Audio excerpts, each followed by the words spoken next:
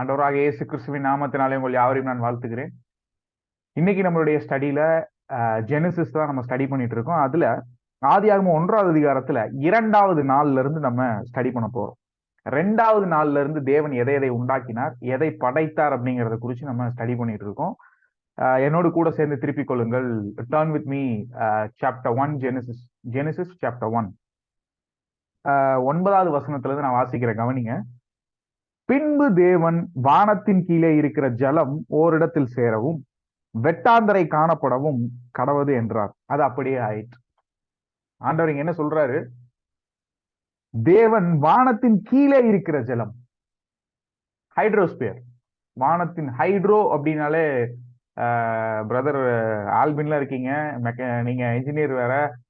ஹைட்ரோனாலே உங்களுக்கு தெரியும் என்னது, நீர்நிலைகள். அதைத்தான் ஹைட்ரோ அப்படின்வாங்க. அதோடைய பெயர் தான் ஹைட்ரோ அப்படின்வாங்க.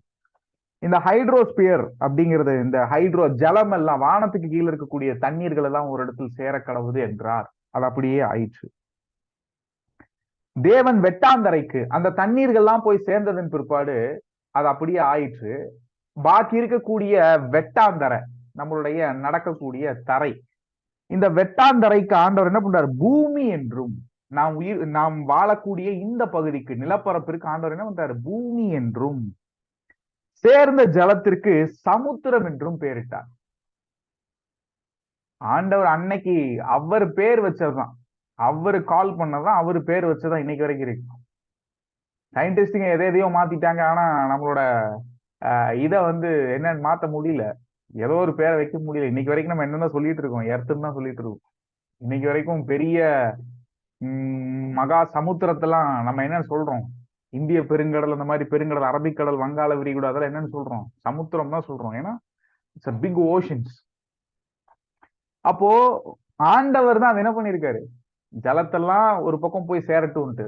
ஆண்டவருக்கு தெரியும் இதெல்லாம் போய் சேர்ந்தா என்ன ஆகும், இதெல்லாம் சேர்ந்து இருக்கக்கூடிய இடம் என்னவா இருக்கும். நமக்கு இட் மேபி ஸ்கேரி, ஆனா ஆண்டவருக்கு அது எப்படி இருந்திருக்கும்? அவர் தான் அதை பிளான் பண்றாரு, அவர் தான் டிசைன் பண்றாரு அந்த பூமியை. தண்ணி எல்லாம் ஒரு பக்கம் போய் நிக்கட்டும், வெட்டாந்தரை எல்லாம் ஒரு இடத்துல இருக்கட்டும். வெட்டாந்தரை தான் மனிதர்கள் வாழக்கூடிய பகுதியா இருக்கும், மிருக ஜீவன்கள் வாழக்கூடிய பகுதியா இருக்கும். நீர்நிலைகள்லாம் போய் சேரக்கூடிய இடமும், அங்கேயும் அதற்கேற்ற நீர்நிலைகள்ல வாழக்கூடிய உயிரினங்கள் ஆண்டவர் என்ன பண்றாரு? அதற்காக அந்த நீர்நிலைகள் ஆண்டவர் என்ன பண்ணிச்சிருக்காரு? படைச்சிருக்கிறார். அப்ப இந்த 9, 10வது வசனத்துல பார்க்கும்போது நீருலகும் வளிமண்டலமும் ஆண்டவர் என்ன பண்றாரு? 2வது நாள் அதை படைக்கிறார். வெட்டாந்தரை உருவானது. ஆண்டவர் என்ன பண்றாரு? பூமி அப்படிங்கிற பேர் வைக்கக்கூடிய இந்த வெட்டாந்தரை உருவாக்குறார். தண்ணீர்கள் நிறைந்திருந்த எலமெண்ட்ஸ், தண்ணீர்கள் நிறைந்திருந்த பகுதிகள் எல்லாம் போய் ஒன்னா சேருது. பகுதிகளில் இருந்த எல்லா தண்ணீரும் போய் ஒரே இடத்துல போய் சேருது. ஒன்றிணைந்து என்ன ஆகுது? பாறைகளாக, துகள்களாக, தாதுக்களாக ஒன்று சேர்ந்தது. இந்த வெட்டாந்தரையில் இருக்கக்கூடிய இந்த காரியங்கள்லாம் என்ன ஆகுது? தண்ணீர்கள் நிறைந்திருந்த எலமெண்ட்ஸ் ஒன்றோடு ஒன்று இணைந்து பாறைகளாக, துகள்களாக, தாதுக்களாக. இன்னைக்கும் கூட எக்ஸ்கவேட் பண்ணிட்டு இருக்காங்கல்ல, அதை தோண்டி எடுத்துட்டு இருக்காங்கல்ல, அந்த அகழ்வாராய்ச்சியாளர்கள் இன்னைக்கும் எடுத்து பார்க்கும்போது 2000 வருடத்திற்கு முன்பதாக இருந்ததான அதனுடைய எச்சம், அந்த மிருகத்தினுடைய எச்சம்னு சொல்லி நிறைய அதனுடைய ஜீன்கள் எடுக்கிறது பார்க்கிறோம். அதனுடைய செல்ஸ் அவங்க எக்ஸ்கவேட் பண்ணி எடுக்கிறத பார்க்கிறோம். பாறைக்கு நடுவுல இருந்த அந்த உயிரினங்கள் போய் அது அப்படியே பாறை காலம் மருவி வர வர வர வருடங்கள் ஆக ஆக அது நடுவே இருக்கக்கூடிய அதனுடைய உருவத்தில் அவங்க எடுத்து காமிக்கிறது நீங்க பார்க்கணும்.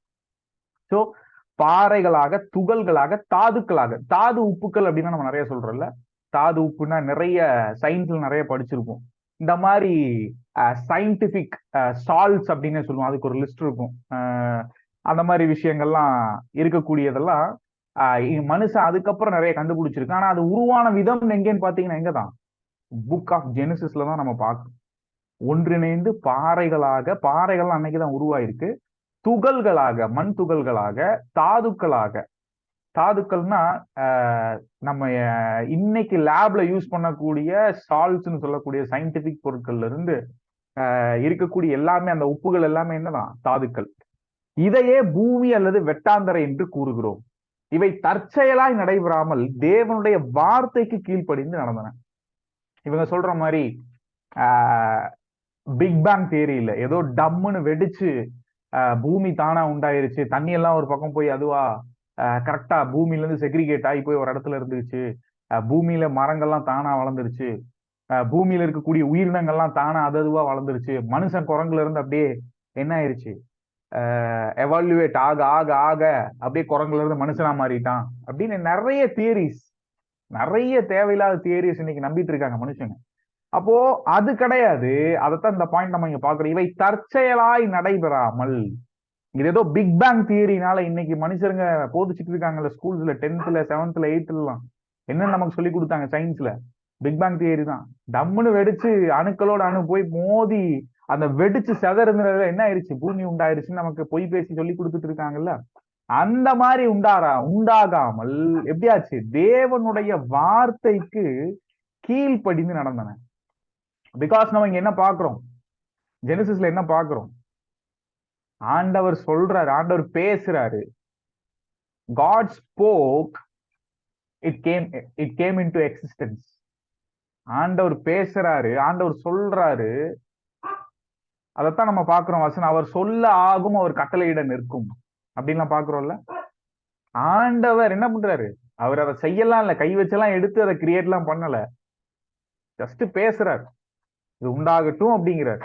என்ன ஆகுது, இட் கேம் இன்டு எக்ஸிஸ்டன்ஸ். அது அப்படியே வருது உண்மையில.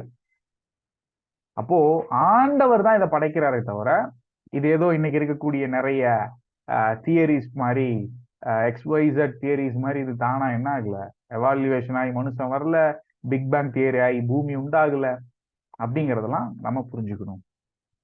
கீழே இருந்த தண்ணீர்கள் எல்லாம் என்ன ஆகுது, ஓரிடத்தில் குவிந்தன. எது, பூமிக்கு, அதாவது பூமிக்கு கீழேயும் தண்ணீர்கள் இருக்கு. இதெல்லாம் மனுஷன் எப்பதான் கண்டுபிடிக்கிறான், இப்ப ரீசெண்ட் இயர்ஸ்ல தான் மனுஷங்க கண்டுபிடிக்கிறாங்க பூமிக்கு கீழே தண்ணி இருக்கு அப்படின்னு. ஆனா நம்மளுடைய பைபிள் எப்ப சொல்லுது, த கிரியேஷன் பிஃபோர் 4000 இயர்ஸ், 4000 வருடங்களுக்கு முன்பாக, 6000 வருடங்களுக்கு முன்பாக நம்மளுடைய பைபிள் என்ன சொல்லுது, அப்பவே என்ன இருக்கு, பூமிக்கு அடியில தண்ணி இருக்கு அப்படிங்கிற விஷயத்தை நம்ம பாக்குறோம். கீழிருந்த தண்ணீர்கள்லாம் ஓரிடத்தில் குவிந்தன, இதனால் ஆறுகளும் நதிகளும் வாய்க்கால்களும் தோன்றின. இந்த தண்ணீர்கள் மேலே மாத்திரமல்ல பூமிக்கு கீழேயும் இருக்கின்றன அப்படிங்கிறத நம்ம பாக்குறோம் இங்க ஆதியாகமம்ல. ஏன்னா இங்க இருக்கக்கூடிய ஆறுகள் வாய்க்கால்கள் இவைகள்லாம் இந்த கீழே இருக்கிற தண்ணீர்னால, இந்த பூமியின் மேலே ஓடுகிற தண்ணீர்னால மாத்திரம் அது உண்டாகல. ஏன்னா பூமிக்கு அடியிலேயும் என்ன இருக்கு, நம்ம கிணறுலாம் தோண்டும் போது பாக்குறோம்ல, ஊற்றுகள் இருக்குல்ல, ஊற்று இருக்குன்னு சொல்லுவாங்க. இந்த கிணறு தண்ணி அடிக்கடி நிரம்பி வலிஞ்சிருவாங்க, மோட்டர் வச்சு இன்னைக்கு தண்ணியை எடுத்து வெளியே விட்டுட்டே இருப்பாங்க, வீக்லி ஒன்ஸ் ஆகுது. ஸோ அந்த மாதிரி பயன்படுத்தாத தண்ணீர்கள் என்ன ஆகும், நிரம்பி வலியும் கிணறுகள்ல. அப்போ ஊற்றெல்லாம் இந்த கிராமத்துல எல்லாம் போய் பாத்தீங்கன்னா நல்லாவே தெரியும், கிராமங்கள் இருக்கிறவங்களுக்கு இதனை குறிச்சு நல்லாவே தெரியும். ஓகே, 3வது நாள் என்னாச்சு, ஆண்டவர் என்ன படைச்சார் அப்படின்னு பாத்தீங்கன்னா, அப்பொழுது தேவன் பூமியானது புல்லையும் விதையையும் பிறப்பிக்கும் பூண்டுகளையும், பூமியின் மேல் தங்களில் தங்கள் விதையுடைய கனிகளை தங்கள் தங்கள் ஜாதியின்படியே கொடுக்கும் கனி விருட்சங்களையும் முளைப்பிக்க கடவுது என்று ஆண்டவர் சொல்றாரு. அது அப்படியே ஆயிற்று. என்னாச்சு, 12வது வசனத்துல, பூமியானது புல்லையும் தங்கள் தங்கள் ஜாதியின்படியே விதையை பிறப்பிக்கும் பூண்டுகளையும் தங்கள் தங்கள் ஜாதியின்படியே தங்களில் தங்கள் விதையுடைய கனிகளை கொடுக்கும் விருட்சங்களை முளைப்பித்தது. தேவன் அது நல்லது என்று கண்டார். ஜாதின்னு வரும்போது இந்த இடத்துல ஒரு விஷயத்த கூட நான் சொல்லணும்னு நினைக்கிறேன். என்னன்னா, திருமணத்தை குறிச்சு நான் பேசியிருக்கக்கூடிய ஒரு வீடியோல ஒரு சில பேர் என்ன பண்றாங்கன்னா, அதை பார்த்துட்டு உங்களுடைய திருமணத்தை எப்படி தேவனுடைய சித்தத்தின்படி செய்யறதுன்னு 2வது பார்ட் வீடியோ போட்டிருக்கேன். அதை பார்த்துட்டு என்ன சொல்றாங்கன்னா, நான் அதுல காஸ்டிசம்க்கு எகென்ஸ்டா பேசியிருக்கேன். நீங்க போய் ஏன் உங்க திருமணத்துக்கு நீங்க பெண் பார்க்கும் போது, உங்களுடைய மகளுக்கு வரன் பார்க்கும் போது ஜாதியை முன்னிறுத்தி ஏன் பாக்குறீங்க? கிறிஸ்தவர்களுக்குள்ள ஆண் என்றும் இல்லை, பெண் என்றும் இல்லை, இங்கே கிரேக்கன் என்றும் இல்லை, யூதன் என்றும் இல்லை, அடிமையும் இல்லை, சுயாதீனம் இல்லை, எல்லாரும் ஒரு கிறிஸ்துவுக்குள்ள ஒன்றாயிருக்கிறோம் நான் முன்னிலைப்படுத்தி பேசி இருக்கிறத சில பேர் எப்படி பேசுறாங்கன்னா, நீங்க ஏன் ஜாதியை பத்தி பேசுறீங்க, ஆண்டவரே பைபிள்ல ஆதியாகமம்ல தங்கள் தங்கள் ஜாதியின்படியே ஜாதியை வச்சு பேசியிருக்காரு, நல்லதுன்று கண்டாருன்னு சொல்றாருல்ல அப்படின்னு சொல்லிட்டு ஏதாவது ஒரு வசனத்தை ஜிக்ஸாக்கா அங்கேயும் இங்கேயும் பிக் பண்ணி அவங்களுக்கு வேணுங்கிறத மாத்திரம் பிக் பண்ணி எடுத்துட்டு வந்து நம்ம கிட்ட காமிக்கிறாங்க. அவங்களுக்கு தான் இதை நான் சொல்றேன். இந்த கான்டெக்ட்ல ஆண்டவர் சொல்லி இருக்கிறது கிரியேஷன்ல தங்கள் தங்கள் ஜாதியின்படினா, இது ஏதோ அன்னைக்கே ஜாதி இருந்துச்சுன்னு அர்த்தம் இல்ல. தங்கள் தங்கள் ஜாதியின்படினா அதனுடைய வகை. இப்போ மாடுனா மாடினுடைய ஒரு வகை, அதனுடைய இனம் ஒரு கூட்டம். ஆடுனா ஆடினுடைய ஒரு வகை, ஒரு இனம் கூட்டம். கரடினா கரடியினுடைய வகை ஒரு இனம் கூட்டம். அந்த இனத்தை தான் பைபிள்ல இங்க டிரான்ஸ்லேஷன்ல ஜாதின்னு சொல்றாங்களே தவிர, நமக்கு இருக்கக்கூடிய ஜாதி வெறி பிடிச்ச மாதிரி நான் வந்து ஏதோ காஸ்ட் பேர்லாம் நான் சொல்லி இப்போ அதை நான் பிரச்சனைக்குள்ளாக்க விரும்பல. நான் வந்து பெரிய வகுப்பை சேர்ந்தவன், நான் தாழ்ந்த வகுப்பை சேர்ந்தவன் சொல்லி நம்ம வெளிக்காட்டிக்கிறதோ, நம்ம பேருக்கு பின்னாடியோ நம்ம பக்கத்து ஸ்டேட்ல எல்லாம் போடுறாங்கல்ல, நான் கௌதம் சம், கார்த்திக் சம் அப்படின்னு போட்டுக்கிறாங்கல்ல, அந்த மாதிரி ஜாதி இல்ல இது. ஆண்டவர் சொல்ற ஜாதி என்னன்னா, அவர் படைத்ததுல அந்த விலங்குகளுடைய இனத்தை குறிச்சு ஆண்டவர் இங்க பேசுறார். ஜீவராசிகளுடைய இனத்தை குறிச்சு பேசுறார். மாறா இத பத்தி தெரியாம ஜாதியினுடைய வெறி கண்ணை கட்டி இருக்கிறனால நம்ம ஜாதியை பத்தி பேசிட்டோம், கிறிஸ்தவர்களுக்குள்ள நீங்க ஜாதி பாக்குறீங்கன்னு சொன்னோன்னே வெகுண்டு எழுந்து வந்து நம்ம என்ன பேசுறோம்னு கூட அந்த வீடியோல கேட்காம, ஏதோ ஒரே ஒரு விஷயத்த காதுல கேட்டு முழு வீடியோவையும் பார்க்காம ஓடி வந்து கமெண்ட் பண்ற ஆட்கள் நிறைய பேர் இருக்காங்க. அது கிறிஸ்தவத்துக்குள்ள நிறைய பேர் இருக்காங்க. அவங்களுக்கு தான் இந்த விஷயத்த நான் சொல்லிட்டு இருக்கேன். சரிங்களா? என்ன ஆகுது? அப்பொழுது தேவன் பூமியானது புல்லையும் விதையையும் பிறப்பிக்கும் பூண்டுகளையும் பூமியின் மேல் தங்களில் தங்கள் விதையுடைய கனிகளை தங்கள் தங்கள் ஜாதியின்படியே கொடுக்கும் கனி விருட்சங்களையும் முளைப்பிக்க கடவுது என்று அது அப்படியே ஆயிடுச்சு. மூணாவது நாள் ஆண்டவர் என்ன பண்றாருன்னா, லித்தோஸ்பியர் அண்ட் பயோஸ்பியர் இவைகளை ஆண்டவர் உண்டு பண்றார். பாறைகளும் தாதுக்களும் மாத்திரமல்ல, சத்துக்கள் நிறைந்த மணல், மண், களிமண் போன்றவை என்ன அது பூமியின் மேற்பரப்பில் உண்டாயிற்று. நீங்க என்ன இது வெறும் மண் மட்டும் இல்ல, அதுலயே பல வகையான மண்களும் தோன்றுகிற ஓரிஜின்ஸும் எங்கதான் எங்கதான் இருக்கு? ஜெனசிஸ்ல தான். இன்னைக்கு நம்ம நிறைய பேர் சொல்றோம்ல, நிறைய பேர் படிக்கும் போது வண்டல் மண், களிமண், செம்மண், ஆற்று மணல் அப்படின்னு நிறைய நம்ம படிக்கும்போது ஸ்கூல்ல படிச்சிருக்கோம்ல. சோ இந்த மாதிரியான வகையான மண்கள்லாம் உண்டானது கூட எங்கதான்? ஆரிஜின் ஜெனசிஸ் தான். லித்தோஸ்பியர் அண்ட் பயோஸ்பியர் அங்கேதான் மூணாவது நாள்ல பாக்குறோம். பூமியானது பிறப்பிக்க கடவுதுன்னு ஆண்டவர் சொல்றாரு. அந்த பிறப்பிக்க கடவுது அப்படிங்கறதான வேர்டு ஹீப்ரு வேர்ட் தாஷா அப்படிங்கிற ஹீப்ரு வேர்ட். அதனுடைய மீனிங் என்னன்னா, தேவனுடைய வார்த்தைக்கு கீழ்ப்படிந்து பூமியில் உள்ள வேதிப்பொருட்கள், கெமிக்கல்ஸ், கெமிஸ்ட்ரியில படிக்கிறோம்ல அந்த கெமிக்கல்ஸோட நேம்ஸ் எல்லாம், அந்த கெமிக்கல்ஸ் வேதி பொருட்கள் ஒன்றிணைந்து விதை என்ற ஒன்று உருவானது. seed. Earth's chemicals organize themselves into tremendously complex system, each with a marvelous informational program built into its structure by God. அதெல்லாம் ஒன்றிணைந்து தேவனுடைய சத்தத்திற்கு கேட்டு கீழ்ப்படிந்து அவைகளே ஒன்றிணைந்து என்ன அது ஒரு ஸ்ட்ரக்சர் ஒன்று உண்டாகுது, ஒரு சீடு ஒன்று உண்டாகுது. அது என்ன? God's word of power, so that the structure could reproduce itself, not conscious life but a genetic program system called a seed. இன்னும் உங்களுக்கு எளிமையா அது புரியணும்னா, அன்னைக்கு ஆண்டவர் ஈஸியா உங்களுக்கு இப்ப புரியும். அன்னைக்கு ஆண்டவர் என்ன சொன்னாரு? சமுத்திரம் எல்லாம் போய் ஒரு இடத்துல நிக்கிட்டுனாரா? போய் நின்னுச்சா? வெட்டாந்தரைக்கெல்லாம் பூமின்னு பேர் வச்சாரா? இன்னைக்கு வரைக்கும் பூமின்னு தான் பேர் இருக்கா? ஓகே. அதே மாதிரி ஆண்டவர் படைச்ச உயிரினங்கள், ஆண்டவர் படைத்த மரம், செடி, இந்த கனிகளை கொடுக்கக்கூடிய சகல கனி விருட்சங்கள் எல்லாவற்றையும் ஆண்டவர் அன்னைக்கு என்ன பண்ணாரு? உண்டாக கடவுதுன்னு சொன்னாரா? மூன்றாம் நாள் உண்டாச்சா? ரெண்டாவது நாள் உண்டாச்சா? அன்னைக்கு ஒரு தடவை தான் ஆண்டவர் உண்டாக கடவுதுன்னு சொன்னாரு. ஆனா இன்னைக்கு வரைக்கும் அதே அன்னைக்கு என்னெல்லாம் உண்டானதோ இன்னைக்கு வரைக்கும் அது என்ன ஆகுது? எவ்வளவு வருடங்கள் ஆனாலும் மரம், செடி, கொடி, அதை கனிகளை கொடுக்கக்கூடிய மரங்கள் என்ன ஆயிட்டு இருக்கு? உண்டாயிட்டேதான் இருக்கு இந்த பூமியில. சோ அந்த ஸ்ட்ரக்சரை தான் நம்ம இங்க பாக்குறோம். அந்த ஸ்ட்ரக்சர் தான் பூமியானது பிறப்பிக்க கடவுதுன்னாரு. ஆண்டவர் ஒன்ஸ் தான் சொன்னார் அன்னைக்கு. புரிஞ்சா? மூணாவது நாள் ஆண்டவர் என்ன பண்ண? ஒன்ஸ் தான் சொன்னாரு. 11வது வசனத்துல நீங்க பாத்தீங்கன்னா, அது அப்படியே ஆயிற்று. பூமியானது புல்லையும் தங்கள் தங்கள் ஜாதியின்படியே விதையை பிறப்பிக்கும் பூண்டுகளையும் என்னாச்சு? தங்கள் தங்கள் ஜாதியின்படியே தங்கள் விதையுடைய கனிகளை கொடுக்கும் விருட்சங்களையும் முளைப்பித்தது. தேவன் அது நல்லது என்று கண்டார். ஆண்டவர் அன்னைக்கு சொன்னது ஒரே ஒரு தடவை தான் சொன்னாரு. ஆனா இன்னைக்கு வரைக்கும் அந்த ஜீவன், அவருடைய வார்த்தையில் இருக்கக்கூடிய ஜீவன் என்ன ஆயிட்டு இருக்கு? இன்னைக்கு வரைக்கும் பூமியில அது கிரியை செய்தா? அன்னைக்கு சொன்ன முளைப்பிக்க கடவுதுன்னு சொன்னது இன்னைக்கு வரைக்கும் எத்தனை வருடங்கள் ஆனாலும் எத்தனை தலைமுறைகள் கடந்து போனாலும் மரம் போகுது, மரம் ஒளிந்து போகுது, அது கனிகளை கொடுக்குது, அதனுடைய வயது முடிஞ்சுதான் அது என்ன ஆகுது, பட்டு போகுது, மறுபடியும் செடி முளைக்குது, மறுபடியும் அதனுடைய விதையை கொண்ட கனியை கொடுக்குது, மறுபடியும் அது போகுது. அடுத்த ஜெனரேஷனுக்கு அதிலிருந்து அதனுடைய விதையிலிருந்து அடுத்து வந்துகிட்டே இருக்கா. புரிஞ்சா? இந்த ஸ்ட்ரக்சர் தான் இந்த இடத்துல சீடு அப்படின்னு நம்ம சொல்றோம். புரிஞ்சா? அதைத்தான் இந்த இடத்துல நம்ம சீடுன்னு சொல்றோம். Earth's chemicals organize themselves into tremendously complex system, each with a marvelous informational program built into its structure by God. Word of power. தேவனுடைய வார்த்தையின் வல்லமையினால இந்த பூமியில் இருக்கக்கூடிய வேதிப்பொருட்கள் அனைத்தும் ஒன்றிணைந்து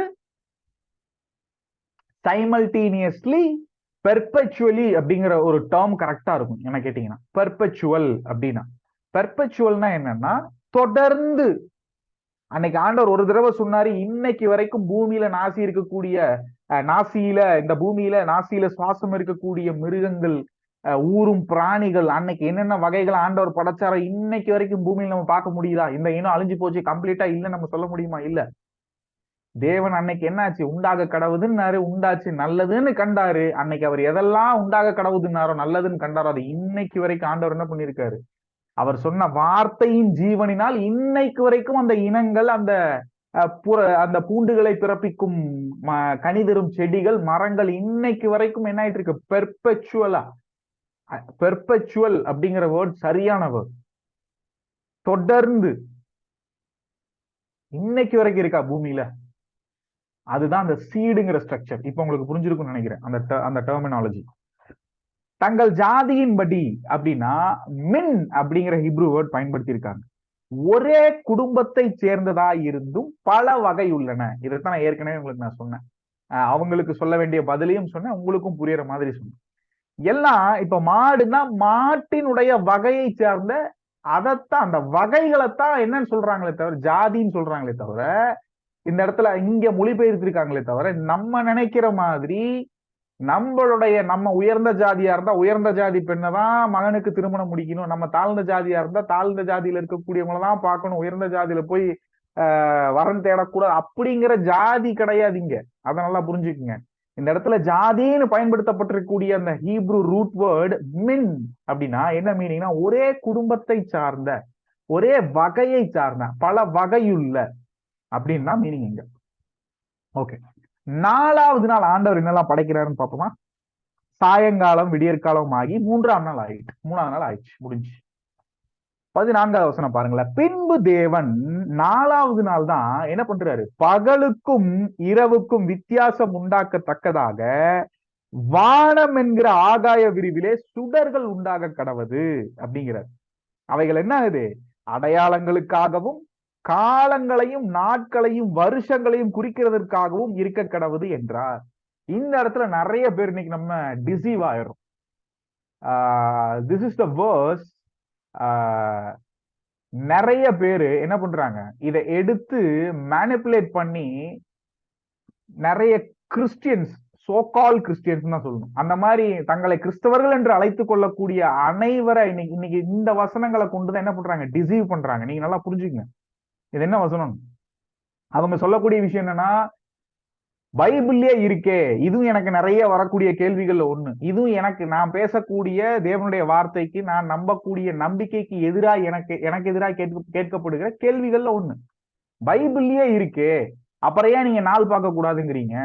கிறிஸ்தவர்களும் நாள் பார்த்து கல்யாணம் பண்ணல. ஆண்டவரே 4ஆம் நாள் படைக்கும் போது நாட்களையும் நாள் பார்க்கறதுக்கு தான் இதை வச்சிருக்காருன்னு ஆண்டவரே சொல்லியிருக்காருல அப்படின்னு சொல்றாங்க. அவுட் ஆஃப் கான்டெக்ட்ல இந்த வசனங்களை எடுத்துட்டு அதெல்லாம் கிளாரிஃபை பண்ற விதமா தான் இப்போ சரியான ஒரு சமயம் நமக்கும் கிடைச்சிருக்கு. அதை நம்ம பார்க்கணும். பின்பு தேவன் என்ன பண்றாரு, 4வது நாள் பகலுக்கும் இரவுக்கும் வித்தியாசம் உண்டாக்கத்தக்கதாக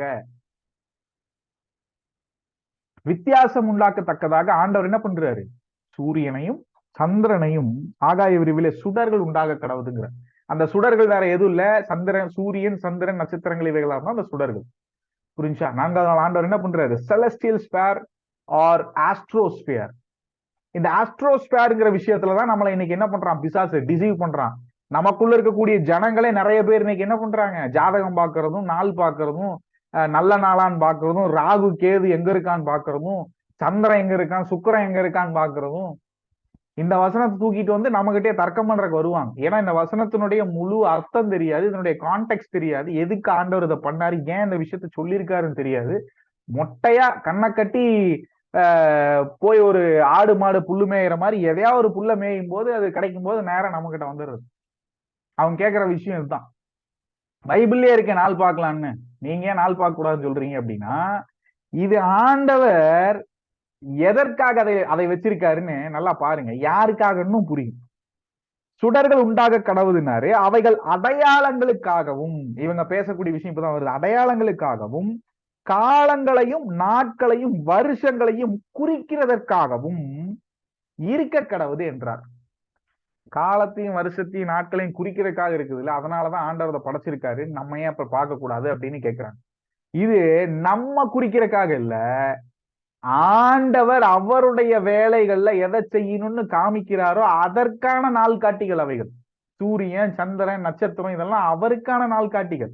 அவர் ஏதோ ஒரு விஷயத்த செய்ய போறேங்கிறத இந்த உலகத்திற்கு காண்பிக்கிறதுக்காக சரியான எடுத்துக்காட்டா நீங்க பார்க்கணும்னா, ஆண்டவராக இயேசு கிறிஸ்துவினுடைய வருகை, முதலாவது வருகை, அவர் பிள்ளையாக பிறக்கும் போது அந்த நட்சத்திரம் தான் என்னாச்சு, கொண்டு போய் சரியா அந்த வீட்டுக்கு மேல நிறுத்துச்சு. அந்த கிழக்குல இருந்து வந்தக்கூடிய அந்த வைஸ்மென்ஸ் அதை ஃபாலோ பண்ணி தான் போனாங்க. போய் அந்த நட்சத்திரத்தை பார்த்துட்டு போய் நட்சத்திரம் எந்த வீட்டு மேல நிக்குதோ அங்கதான் யூதருக்கு ராஜா பிறந்திருக்கிறாருன்னு போனாங்க. இந்த மாதிரி விஷயங்களை அடையாளப்படுத்தும்படியாகத்தான் ஆண்டவர் அதை வச்சிருக்காரே தவிர, அவர் ஒரு விஷயத்த செய்ய போறாரு நமக்கு சொல்லணுங்கிறக்காக தான் அவைகளை ஆண்டவர் என்ன பண்ணிருக்காரு, வச்சிருக்காரே தவிர நம்ம ஒண்ணு செய்ய போறோம் அதை பார்த்துட்டு செய்யலாம்னு சொல்லி அதை வைக்கல. இதை நல்லா புரிஞ்சுக்குங்க.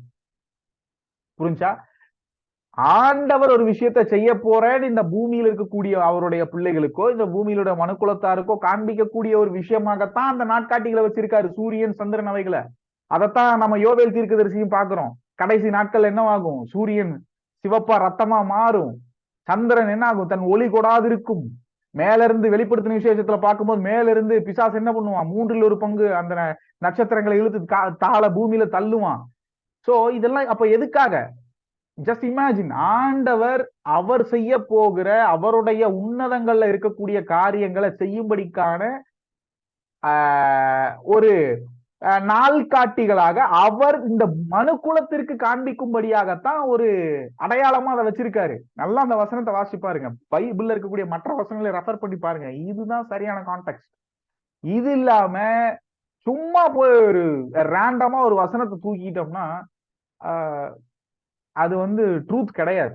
அதனுடைய கான்டெக்ட் உங்களுக்கு புரியலன்னா நீங்க என்ன அதை பத்தி இன்டர்பிரட் பண்ணாலும் அது என்ன ஆகாது, உங்களுக்கு சரியான அர்த்தம் தெரியாது. மற்றவர்கிட்ட போய் நம்ம என்னதான் பண்ண முடியும், தர்க்கம் தான் பண்ணுவோமே தவிர அதனுடைய உள்ளான அர்த்தத்தை புரிஞ்சுக்கொள்ளணுங்கிற எண்ணம் ஒரு நாள் நமக்கு வராது. ஓகேவா?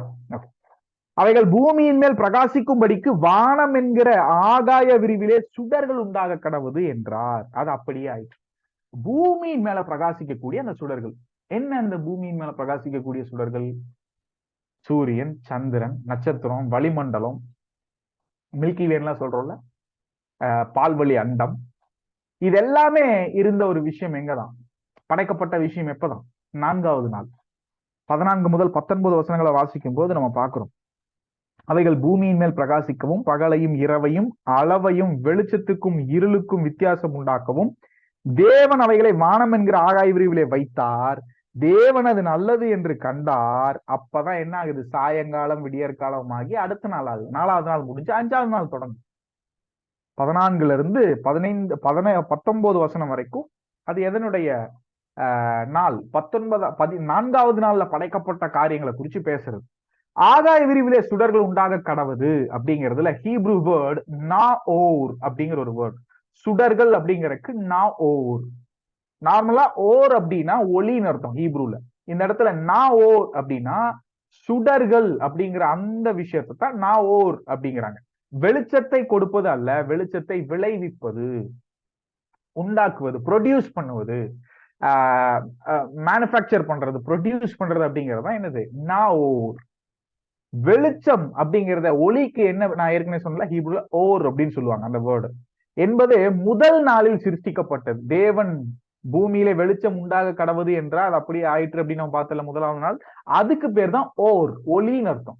இந்த இடத்துல சுடர்கள் உண்டாக கடவுது, அது கொடுக்கக்கூடிய ரீப்ரொடியூஸ் பண்ணக்கூடிய ப்ரொடியூஸ் பண்ணக்கூடிய சோர்சிங் ஒரு எலமெண்ட், அதனுடைய பேர் தான் இந்த இடத்துல என்னது, நா ஓர் அப்படிங்கிற ஹீப்ரு வேர்டு. அந்த டெர்மினாலஜி யூஸ் பண்ணிருக்காங்க. முதல் நாளில் சிருஷ்டிக்கப்பட்டது. ஆனால் சூரியனும் சந்திரனும் என்னது, ஓர் இல்ல, அதை ப்ரொடியூஸ் பண்ணக்கூடிய, அந்த ஒளிகளை ப்ரொடியூஸ் பண்ணக்கூடிய ஒரு விஷயங்கிறதுனால நா ஓர் அப்படிங்கிற ஹீப்ரு வேர்டு இந்த இடத்துல பயன்படுத்தி இருக்கிறாங்க. இந்த சுடர்களுடைய நோக்கம் என்ன அப்படின்னு பாத்தீங்கன்னா, வெளிச்சம் கொடுக்கும்படி. முதலாவது பாயிண்ட், பூமிக்கு பகல் நேரத்துல வெளிச்சத்தை கொடுக்கும்படி சூரியன் ஆண்டவர் படைத்திருக்கிறார். இரவுல நம்ம எல்லாரும் என்ன பண்ணுவோம், கிடந்து உறங்குவோம், வீட்டுக்குள்ள இருப்போம். அப்போ அதற்கு அவ்வளவு சூரியனை போல ஒரு வெளிச்சம் தேவையில்லை இரவு நேரத்துல. சோ அதற்கு ஏற்றபடி சந்திரனை ஆண்டவர் என்ன பண்ணிருக்காரு, வடிவமைச்சிருக்கிறார். காலங்கள், நேரம், பருவங்களை குறிப்பதற்கு நாள், மாதம், வருடம், இத ஆண்டவர், அதாவது இதை வைத்து இந்த கிரிகோரியன் கேலண்டர்ஸ் சொல்றல, சூரியனை வைத்து நாட்களை குறிக்கும் வழிகாட்டி அப்படிங்கிறோம்ல, கிரிகோரியன் கேலண்டர் ஏற்கனவே சொன்னேன். அது சன் கேலண்டர். நம்ம வீட்டுல எல்லாம் மாட்டி இருக்கோம்ல, அதெல்லாம் என்னது, சன் கேலண்டர்ஸ். அதைத்தான் கிரிகோரியன் கேலண்டர் அப்படிங்கிறோம். ஆனா நம்ம யூதர்கள் பயன்படுத்தக்கூடிய கேலண்டர்ஸ் இருக்குல்ல, மூன் கேலண்டர். சந்திரனை அடிப்படையாக வைத்த கேலண்டர்ஸ். பிப்ளிக்கலா பயன்படுத்தக்கூடிய கேலண்டர்ஸும் பைபிள்ல பேசக்கூடிய கேலண்டரும் என்னதான், மூன் கேலண்டர் தான், not sun calendar. Moon calendar சந்திரனை வைத்து உருவாக்கப்பட்ட அடிப்படையில தான் பைபிள் இருக்கக்கூடிய கேலண்டர்ஸும் நாட்களும் வடிவமைக்கப்பட்டிருக்கு. யூதர்கள் இன்றைக்கு வரைக்கும் கடைபிடிக்கக்கூடியதா தான். அதனாலதான் அவங்களுக்கு எப்ப விடியுது, சாயங்காலம், விடியற்காலம் ஆகி அப்படின்னா, நமக்கு எப்ப விடியுது, சூரியன் வரும்போதுதான் நமக்கு விடியுது நம்ம சொல்றோம். ஏன்னா நம்ம சூரிய கேலண்டரை பயன்படுத்திட்டு இருக்கோம். அவங்க சந்திர கேலண்டரை பயன்படுத்துறதுனால அவங்க என்ன சொல்றாங்க, சாயங்காலம், விடியற்காலம் ஆகி அப்படின்னு பைபிள் சொன்னதை அவங்க என்ன பண்றாங்க, இன்னைக்கு வரைக்கும் ஃபாலோ பண்ணிருக்காங்க. ஆண்டவர் அந்த கேலண்டரை கொண்டுதான் அவங்களுக்கு பண்டிகைகளை கொண்டாட சொல்லியிருக்காரு. நாமளும் அதை கொண்டுதான் பண்டிகைகளை அனுசரிக்கிறோம், எல்லாம் பண்றோம். அப்படிதானே? ஓகே. அடையாளம், ஹீப்ருல ஓத் அப்படின்னு ஹீப்ரு வேர்ட் அடையாளம். சைன் அப்படிங்கிறதுக்கு ஹீப்ரு வேர்ட் ஓத். கடைசி நாட்களில் இவைகள் வானத்தில் அடையாளங்களாக தோன்றும். நான் ஏற்கனவே சொன்னேன்ல, யோவேல், நாகூம் போன்ற தீர்க்கதரிசிகள், அது மாத்திரம் இல்ல, சகரியால வானத்திலிருந்து தேவனுடைய கால் வந்து எங்க இறங்கும், ஒலிவமலையின் மேல இறங்கும், அந்த கிழக்கு மேற்காக பிரியும். சோ இது மாதிரியான அடையாளங்கள், வெளிப்படுத்தின விசேஷத்துல வரக்கூடிய அடையாளங்கள், வானத்துல தோன்றுகிற அடையாளங்கள், அதற்கான ஹீப்ரு வேர்ட் ஓத். அந்த அடையாளங்களாக தோன்றும்படிக்கு ஆண்டவர் இதை என்ன பண்ணிருக்காரு, பூமியில வச்சிருக்காரு. நம்ம அடையாளம் பார்த்துட்டு திரியறக்கோ, நம்ம அடையாளம் பார்த்துட்டு நாள் குறிச்சு அந்த நாள்ல போய் நமக்கு கல்யாணம் பண்ணிக்கிறக்கோ, இல்ல நிச்சயம் பண்ணிக்கிறக்கோ, இல்ல வேற ஏதாவது ஒரு நல்ல காரியம் பண்றதுக்கு நாளை தேடுறதோ, குறிக்கிறதோ, கரிநாள் பாக்குறதோ நமக்கானது இது இல்லை அப்படிங்கிறத நல்லா புரிஞ்சுக்கோங்க. ஓகேவா? ஓகே. அடுத்து 5வது நாள்ல ஆண்டவர் என்ன படைக்கிறார் அப்படிங்கிறத 20-23 வசனங்கள்ல பார்க்கிறோம். பின்பு தேவன் மீண்டும் ஜீவ ஜந்துக்களையும் பூமியின் மேல் வானம் என்கிற ஆகாய விரிவுகளை பறக்கும் பறவைகளையும் ஜலமானது திரளாய் ஜனப்பிக்க கடவுது என்றார். அப்ப என்னாச்சு, தேவன் மகா மச்சங்களையும் ஜலத்தில் தங்கள் தங்கள் ஜாதியின்படியே திரளாய் ஜனிப்பிக்கப்பட்ட சகலவித நீர்வாழும் ஜந்துக்களையும் சிறகுள்ள ஜாதியான சகலவித பட்சிகளையும் சிருஷ்டித்தார். தேவன் அது நல்லது என்று கண்டார். தேவன் இவைகளை ஆசீர்வதித்து, நீங்கள் பலுகி பெருகி சமுத்திர ஜலத்தை நிரப்புங்கள் என்றும் பறவைகள் பூமியில் பெருக கடவுது என்றும் சொன்னார். சாயங்காலம், விடியற்காலம் ஆகி என்ன ஆயிடுச்சு, 5வது நாள் ஆயிடுச்சு. அப்போ 5வது நாள் என்ன ஆயிடுச்சு, முடிஞ்சு போய் 6வது நாள் தொடங்குகிற ஒரு காலம் ஆயிடுது 20-23 வசனங்கள்ல. அப்போ கான்சியஸ் லைஃப், உணர்கின்ற ஜீவன்களை உண்டு பண்ணின நாள் தான் இந்த 5வது நாள். நோட்ஸ்ல கொடுத்துருக்கு பாருங்க. தேவன் பூமியை சிருஷ்டித்து அதற்கேற்றவாறு ஜீவன்களை குடியேற்றுகிறார். பூமியில வாழக்கூடிய ஜந்துக்களை, ஜீவ ஜந்துக்களை, மச்சங்களை ஆண்டவர் என்ன பண்றாரு, படைக்கிறார். பூச்சி வகைகளை, இன்னும் ஊறுகிற பிராணிகள் எல்லாம் படைக்கிறார்.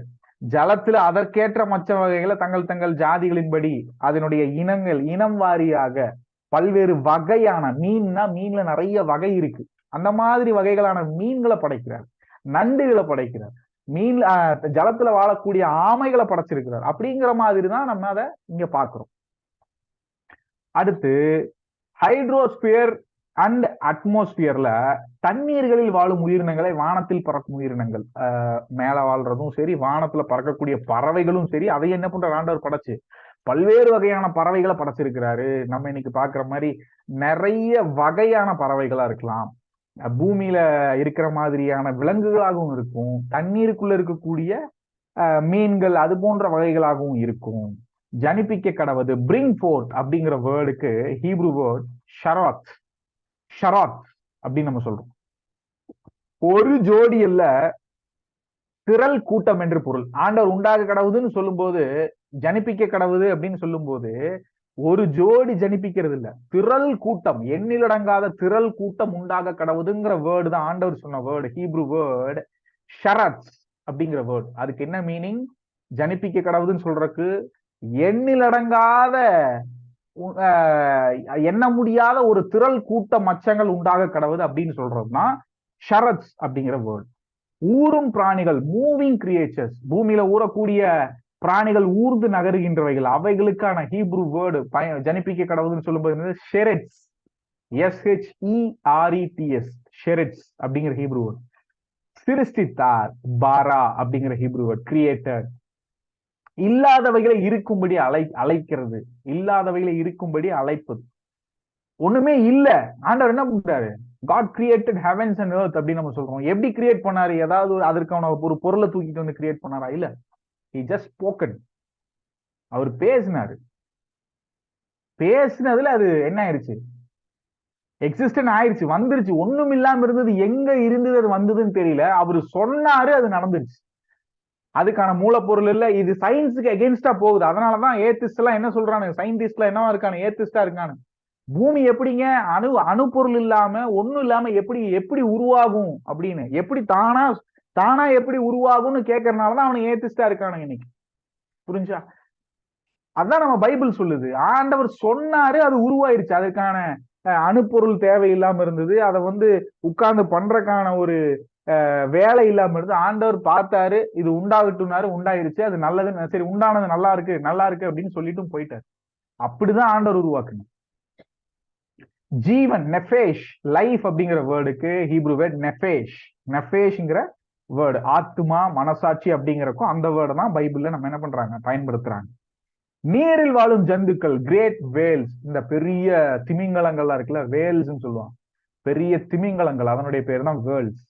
அந்த நீரில் வாழும் ஜந்துக்கள், அதுக்கான பேர் அந்த கிரேட் வேல்ஸ், பெரிய திமிங்கலங்களுடைய பேரு. அதுக்கான சரியான ஒரு ரூட் வேர்டு என்ன பயன்படுத்தியிருக்காங்க? டனீன் அப்படிங்கிற வேர்டு, TANNIN, டனீன் அப்படிங்கிற ஒரு ஹீப்ரு வேர்டை பயன்படுத்தியிருக்காங்க. அது என்னது? கடல் மிருகங்கள், அவைகளை கொண்டதான, கடலில் வாழக்கூடிய அளவில் பெரியதான ஒரு மிருகங்கள், கடல் மிருகங்கள். அதனை அந்த இடத்துல பயன்படுத்துறதுக்கான ஒரு சொல்லு. இவைகளை தேவன் ஆசீர்வதிக்கிறார் 22வது வசனத்துல. எப்படி? நீங்கள் பழுகி பெருக கடவுது அப்படின்னு ஆண்டவர் சொல்றார். ஆண்டவர் மனுஷனை ஆசீர்வதிக்கிறதுக்கு முன்னாடி, நீ பழுகி பெருகி பூமியை நிரப்பிக்கோ அப்படின்னு சொல்றதுக்கு முன்னாடி அவர் படைச்ச மற்ற ஜந்துக்கள் இடத்துலயும் சொல்லியிருக்காரு. என்னன்னு?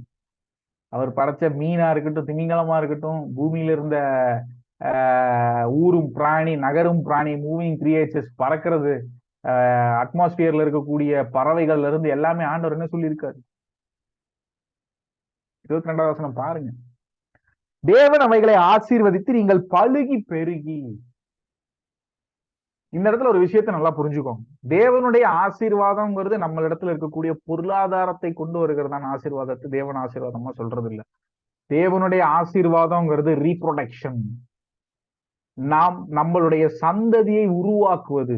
தேவன் நமக்கு ஒரு சந்ததியை கொடுப்பதுதான் தேவனுடைய ஆசீர்வாதம். அதுதான் இங்க பாக்குறோம். முதலாவது அவர்களை ஆசீர்வதித்து, அடுத்து இங்க வரக்கூடிய வார்த்தை என்னன்னு பாருங்களேன்.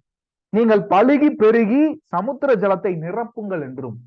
இதத்தான் மனுஷங்கிட்டையும் சொன்னாரு, மிருகங்கள்கிட்டயும் அதான் சொல்லியிருக்காரு. நீ பழுகி பெருகி நிரம்பு, சமுத்திரத்தை நிரப்பு, உன்னுடைய வகையான, உன்னுடைய இனமான, அதை எல்லாம் நிரம்பி வலிங்க.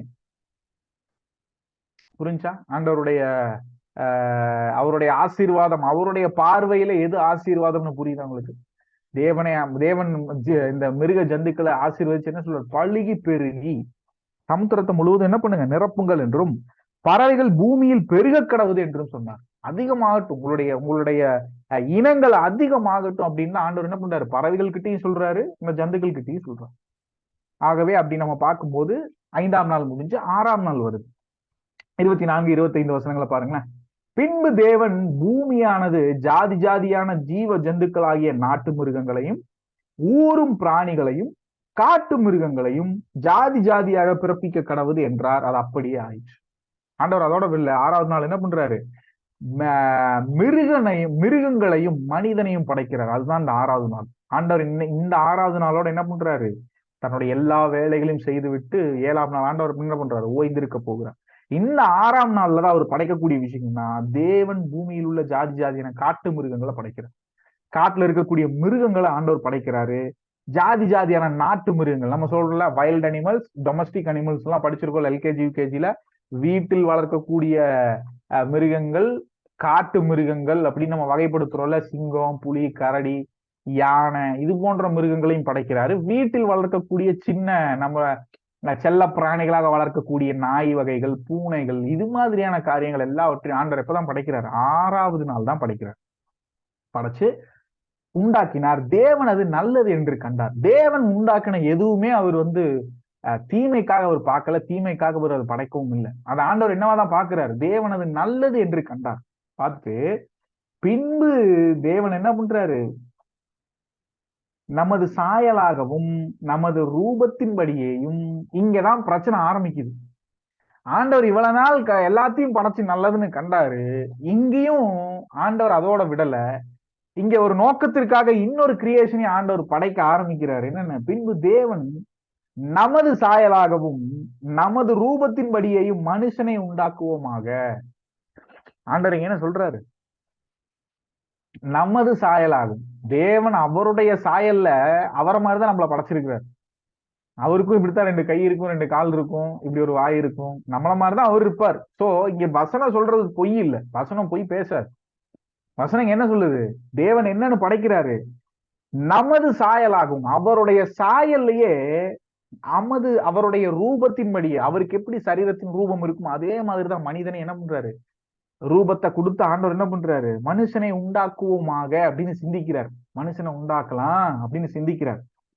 அவர்கள் சமுத்திரத்தின் மச்சங்களையும் ஆகாயத்து பறவைகளையும் மிருக ஜீவன்களையும் பூமி அனைத்தையும் பூமியின் மேல் ஊறும் சகல பிராணிகளையும் ஆழக்கடவர்கள் என்றார். இதுலதான் ஆடம் விழுந்தது. மிஸ் பண்ண ஒரு விஷயம், அவன் மிஸ் பண்ண ஒரே ஒரு விஷயம்னா இதைத்தான் மிஸ் பண்ணிட்டான். அதை மீட்டெடுக்கும்படிக்குதான் ஆண்டவர் பாடுபட்டாரு. அவர் பாடுபட்டு அதற்கான வேலைகளை செஞ்சு முடிச்சிட்டாரு. ஆனா இன்னும் முழு ரிசல்ட் அவர் கைக்கு வரல. அது எப்பதான் வரும்? அவருடைய 2ஆம் வருகையில தான் இதற்கான ரிசல்ட் முழுசா, ஆண்டவர் எதற்காக பாடுபட்டாரோ அதனுடைய முழு ரிசல்ட்டும் வரக்கூடிய நாள் எது? தேவனுடைய வருகையில. இந்த இடத்துல எதை ஆதாம் மிஸ் பண்ணா நான் சொல்றேன்னா, அவர்கள் சமுத்திரத்தின் மச்சங்களையும், தாம் படைக்கக்கூடிய மனிதன் சமுத்திரத்தின் மச்சங்களையும், சமுத்திரத்துல இருக்கக்கூடிய மிருக ஜீவன்கள், திமிங்கலத்திலிருந்து எல்லாத்தையும் சேர்த்துதான் சொல்றாரு.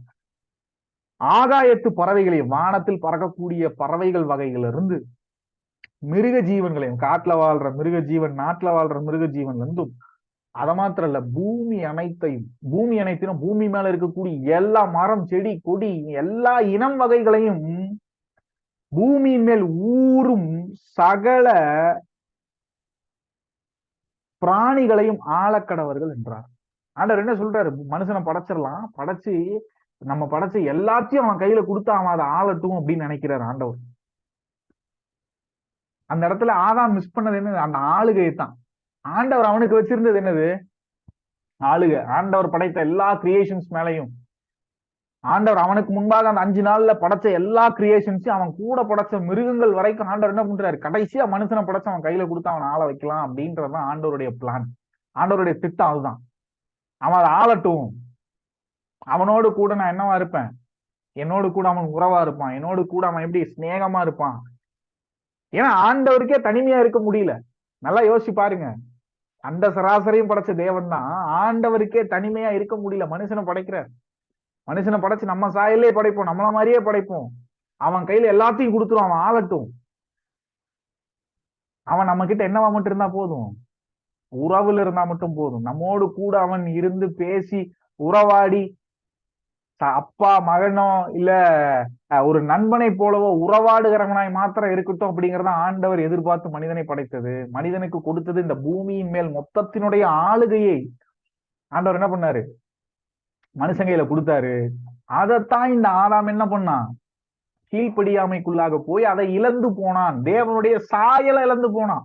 தேவனுடைய சாயல்ல இருக்கனாலதான் ஆண்டவர் என்ன பண்ணார், அவனுக்கு ஆளுகையை கொடுத்தாரு. ஏன்னா தேவன் ஒரு மனிதனை படைக்கும் போது, ஆதாமை படைக்கும் போது தன்னுடைய ரூபத்தின்படியும் தன்னுடைய சாயலையும் தான், அதன்படிதான் ஆதாம படைச்சாரு.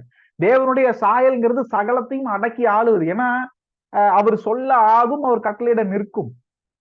புரிஞ்சா? அதைத்தான் காண்பிச்சார். இந்த பூமியில 3.5 வருஷம் ஊழியத்துல அவர் என்ன பண்ணாரு, அவர் சொன்னதெல்லாம் அப்படியே நடந்தது. அவர் கட்டளையிட அலைகள் கூட என்னாச்சு, இறைஞ்சுகிட்டு இருந்த அலைகள் கூட அமைதியா அடங்கி இருந்தது.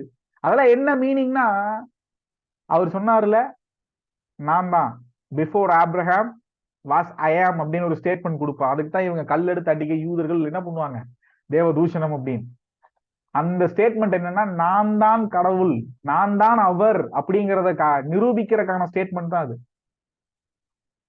அப்போ ஆண்டவர் மனுஷனை படைச்சு தேவனுடைய சாயல்ல, தேவனுடைய சாயல்ல இருக்கக்கூடிய தேவ புத்திரனாக ஆண்டவர் என்ன பண்றாரு, மனுஷனை படைக்கிறார், ஆதாம படைக்கிறார். ஆனா அவன் என்ன பண்ணான், அந்த பழத்தை சாப்பிட்டப்போ, பழத்தை சாப்பிடுறப்போ அப்படிங்கிறத விட அவன் கீழ்ப்படியாமையில விழுந்ததுல, தேவனுடைய வார்த்தையை விட்டு விலகினதுலயே அவன் என்ன பண்ணிட்டான், தேவனுடைய சாயலையும் ரூபத்தையும் இழந்துட்டான்.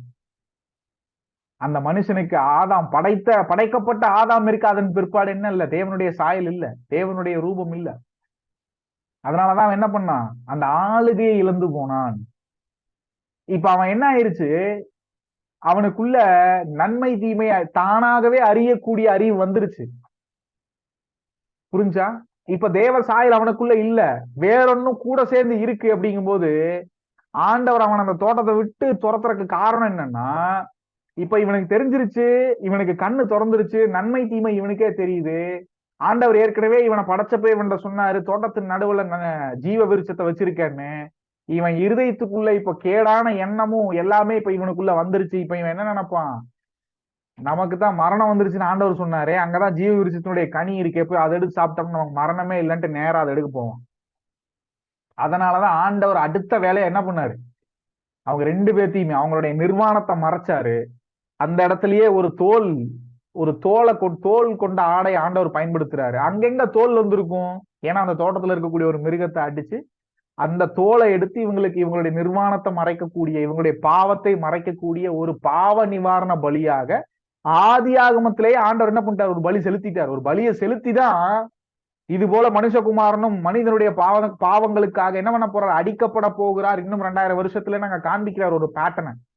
ஜெனிசிஸ்லயே அந்த பேட்டர்ன் ஆண்டவர் என்ன பண்றாரு, நீங்க 2வது அதிகாரத்தை வாசிக்கும் போது தெரியும். ஆண்டவர் என்ன பண்றாரு, இவங்களுடைய பாவத்தை மறைக்கிறதுக்காக ஒரு மிருகத்தை அடிச்சு, அது மேபி ஆண்டவர் ஒரு ஆடா கூட அடிச்சிருக்கலாம். அந்த ஆட்டை அடித்து அந்த ஆட்டினுடைய தோல் எடுத்து என்ன பண்றாரு, இவங்க 2 பேருக்கும் இவங்க பண்ண பாவத்தை மறைக்கும்படியா இவங்க என்ன பண்ணாங்க, இலதலையை கட்டிட்டு போய் மரத்துக்கு பின்னாடி இருந்தாங்க. அவங்கள கூப்பிட்டு ஆண்டவர் என்ன பண்ண, ஏற்கனவே இதை குறிச்சு நான் உங்ககிட்ட பேசியிருக்கிறேன், இத ஒரு கிளாஸே எடுத்திருக்கேன் உங்களுக்கு. அதை என்ன பண்றாரு, ஒரு மிருகத்தை பலி கொடுத்து அதனுடைய தோல் எடுத்து இவங்களுடைய அவமானம் மானம் வெளியில தெரியாதபடிக்கு இவங்களுக்கு தோலுடை உடுத்துகிறார். ஆனா அங்க இவங்க தோலுடை உடுத்தணுங்கிறக்காக அந்த இடத்துல ஒரு உயிர் பலி கொடுக்கப்பட்டிருக்கு. அதுதான் ஆண்டவராக இயேசு கிறிஸ்து நமக்காக இந்த பூமியில செஞ்சது. நம்மளுடைய மானம், நம்மளுடைய செய்த பாவம் வெளியில தெரியாதபடிக்கு நம்மை முழுவதுமாய் துடைத்தெடுத்தது என்ன, அவருடைய ரத்தம், அவருடைய உடை, அவருடைய நீதியின் வஸ்திரத்தை ஆண்டவர் என்ன பண்றாரு, நமக்கு போத்தி இருக்காரு. அதனால நம்ம யார் இப்போ, நம்ம தேவனுடைய புத்திரன். அதனால நமக்கு என்ன இல்ல, நியாய தீர்ப்பு இல்லை. ஓகேவா? ஓகே. அப்போ ஆண்டவர் மனுஷனை படைச்சது எதுக்கு தான், ஆளுபடிக்கு தான் படைச்சாரு. ஆனா மனிதன் விழுந்து போனது நிமித்தம் அவன் கேடானவைகளை சிந்திக்க கூடியவன் ஆண்டவருக்கு தெரிஞ்சனாலதான் சுடரொளி பட்டயத்தையும் காவலுக்கு ஆலயம் போட்டு ஆண்டவர் என்ன பண்றாரு, அவனை அங்கிருந்து துரத்தி விடுறாரு, தோட்டத்தை விட்டு துரத்தி விடுறாரு. ஏன்னா அதுக்கு மேலே அங்க இருந்திருந்தான்னா அது இதை விட பெரிய டேஞ்சரா மாறி இருக்கும். ஆண்டவருக்கு நல்லாவே தெரியும். வெர்ஸ் 24, 25 பார்க்கும்போது, தேவன் நிலத்தில் வாழும் ஜீவன்களை படைத்தார். ஆஷா அப்படிங்கிற ஹீப்ரு வேர்ட், நிலத்தில் வாழும் ஜீவன்களை படைக்கிறதுக்கு ஆஷா அப்படின்னு பேர் ஹீப்ருல. நாட்டு மிருகங்கள் அப்படிங்கிறத கேட்டில் அப்படின்னு நம்ம சொல்றோம். மனிதனின் பயனுக்கென்று நம்ம வீட்டுல பயன்படுத்தக்கூடிய, கிராமங்கள்ல பயன்படுத்தப்பட்டிருக்கக்கூடிய மாடுகள், ஆடுகள், வேலைகளை செய்யக்கூடிய, பொதி சுமக்கக்கூடிய கழுதையும் கூட வச்சுக்கலாம். அந்த மாதிரி வீட்டு வேலைகளுக்குன்றது கேட்டில்னு சொல்லுவாங்க. காட்டு மிருகங்களை பீஸ்ட் அப்படின்னு இங்கிலீஷ்ல நம்ம வரிசைப்படுத்துறோம். பூமியில் ஊறும் பிராணிகள், அது நம்ம லேவியராகமம் 11ஆம் அதிகாரம் 29, 31 இதெல்லாம் சாப்பிடக்கூடாது அப்படிங்கிறத குறிச்சு ஒரு அட்டவணை ஆண்டவர் கொடுத்திருப்பாரு. அதுல 29, 31 பயன்படுத்தக்கூடிய சேம் அதே வேர்டு தான் இங்கேயும் பயன்படுத்தப்பட்டிருக்கு. பூமியில் ஊறும் பிராணிகள் அப்படிங்கிறது. ஓகேவா? 26, 27 திருத்துவம் தேவனுக்கிடையில் நடக்கும் சம்பாஷணை. 26, 27 வாசிப்போமா? பின்பு தேவன் நமது சாயலாகவும் நமது ரூபத்தின்படியையும் மனுஷனை உண்டாக்குவோமாக, அவர்கள் சமுத்திரத்தின் மச்சங்களையும் ஆகாயத்து பறவைகளையும் மிருக ஜீவன்களையும் பூமி அனைத்தையும் பூமியின் மேல் ஊறும் சகல பிராணிகளையும் ஆளக்கடவர்கள் என்றார். இந்த இடத்துல தேவன் தனக்குள்ளாகவே காட்லி ஹெட்ல 3 பேர் இருக்காங்கன்னு சொன்னல. ஆதியாகமம் 1ஆம் அதிகாரத்துல எலோஹீம், தேவன் வானங்களையும் பூமியையும் படைத்தார் அப்படிங்கிற அந்த தேவன்கிற வேர்டு எலோஹீம்ங்கிற ஹீப்ரு வேர்டு பயன்படுத்தப்பட்டிருக்கு அப்படின்னு. அதுக்கான சான்றாதான் இந்த இடத்துல ஆண்டவர் ஒரு டிஸ்கஷன் நடத்துறாரு. ஆண்டவர் வந்து என்ன சொல்றாரு, அந்த 3ஆக திருத்துவ தேவனா இருக்காருல்ல, அவங்களுக்குள்ள ஒரு டிஸ்கஷன் நடக்கிற மாதிரிதான் இந்த கான்வர்சேஷன் இருக்கு. நல்லா பாருங்களேன். பின்பு தேவன், பின்பு எலோஹீம், தேவன்கிற வேர்டு என்னது? எலோஹீம். எலோஹீம்னா மீனிங் என்ன? 2க்கும் மேற்பட்ட நபர்கள் அப்படிங்கிற ஒரு ப்ளூரல் வேர்டு தான் எலோஹீம் அப்படிங்கிற ஹீப்ரு வேர்டு. ஓகேவா? தேவன்கிற வேர்ட்ல எலோஹீம், 2க்கும் மேற்பட்ட நபர்கள் இருக்கிறாங்க. நமது சாயலாகவும் நமது ரூபத்தின்படியையும் மனுஷனை உண்டாக்குவோமாக அப்படின்னு அவங்க கான்வர்சேஷன் நடக்குது, பேசுறாங்க. திருத்துவ தேவன் அவருக்குள்ளாக என்ன, அது பிதா, குமாரன், பரிசுத்தாவி 3 பேரும் ஒரே கடவுள்ங்கிற ஒரு காட்லி ஹெட்டுக்குள்ள இருந்தாலும் அங்க அவங்களுக்குள்ளாக ஒரு கான்வர்சேஷன் நடக்குது. என்னது? அப்படி செய்வோமாக அப்படின்னு. இங்க கூட உங்க நோட்ஸ்ல கொடுத்துருக்கு பாருங்களேன். நடக்கும் சம்பாஷணை. சங்கீதம் 2ஆம் அதிகாரம் எடுத்துக்கோங்களேன். சங்கீதம் 2:7 அதனுடைய ஒப்புமையான வசனங்கள் நம்ம நிறைய கொடுத்துருக்கோம், அதை பார்க்கலாம். நமக்கு சமயம் இருக்கு, அதனால அந்த வசனங்கள் எல்லாம் நம்ம பார்ப்போம். சங்கீதம் எடுத்துக்கோங்க. சங்கீதம் 2:7 வாசிக்கிட்டா. தீர்மானத்தின் விவரம் சொல்லுவேன், கர்த்தர் என்னை நோக்கி, நீர் என்னுடைய குமாரன், இன்று நான் உம்மை ஜனிப்பித்தேன். இந்த இடத்துல இதெல்லாம் என்னன்னா declare to the son of God. இதனுடைய ஒப்புமையான வசனம் எங்க?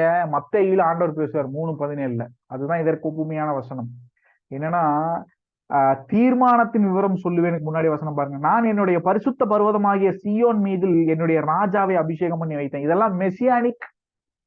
இந்த சங்கீதங்கள் எல்லாம், இந்த மாதிரியான சங்கீதங்கள்லாம் மெசியானிக் சாம்ஸ் அப்படின்னு சொல்லுவாங்க. என்னன்னா இயேசு கிறிஸ்துவை பற்றியதான தீர்க்க தரிசன சங்கீதங்கள் அப்படின்னு சொல்லுவாங்க. இதெல்லாம் பேசும்போது தீர்மானத்தின் விவரம் சொல்லுவேன், கர்த்தர் என்னை நோக்கி. கர்த்தர்னு யார சொல்றாங்க?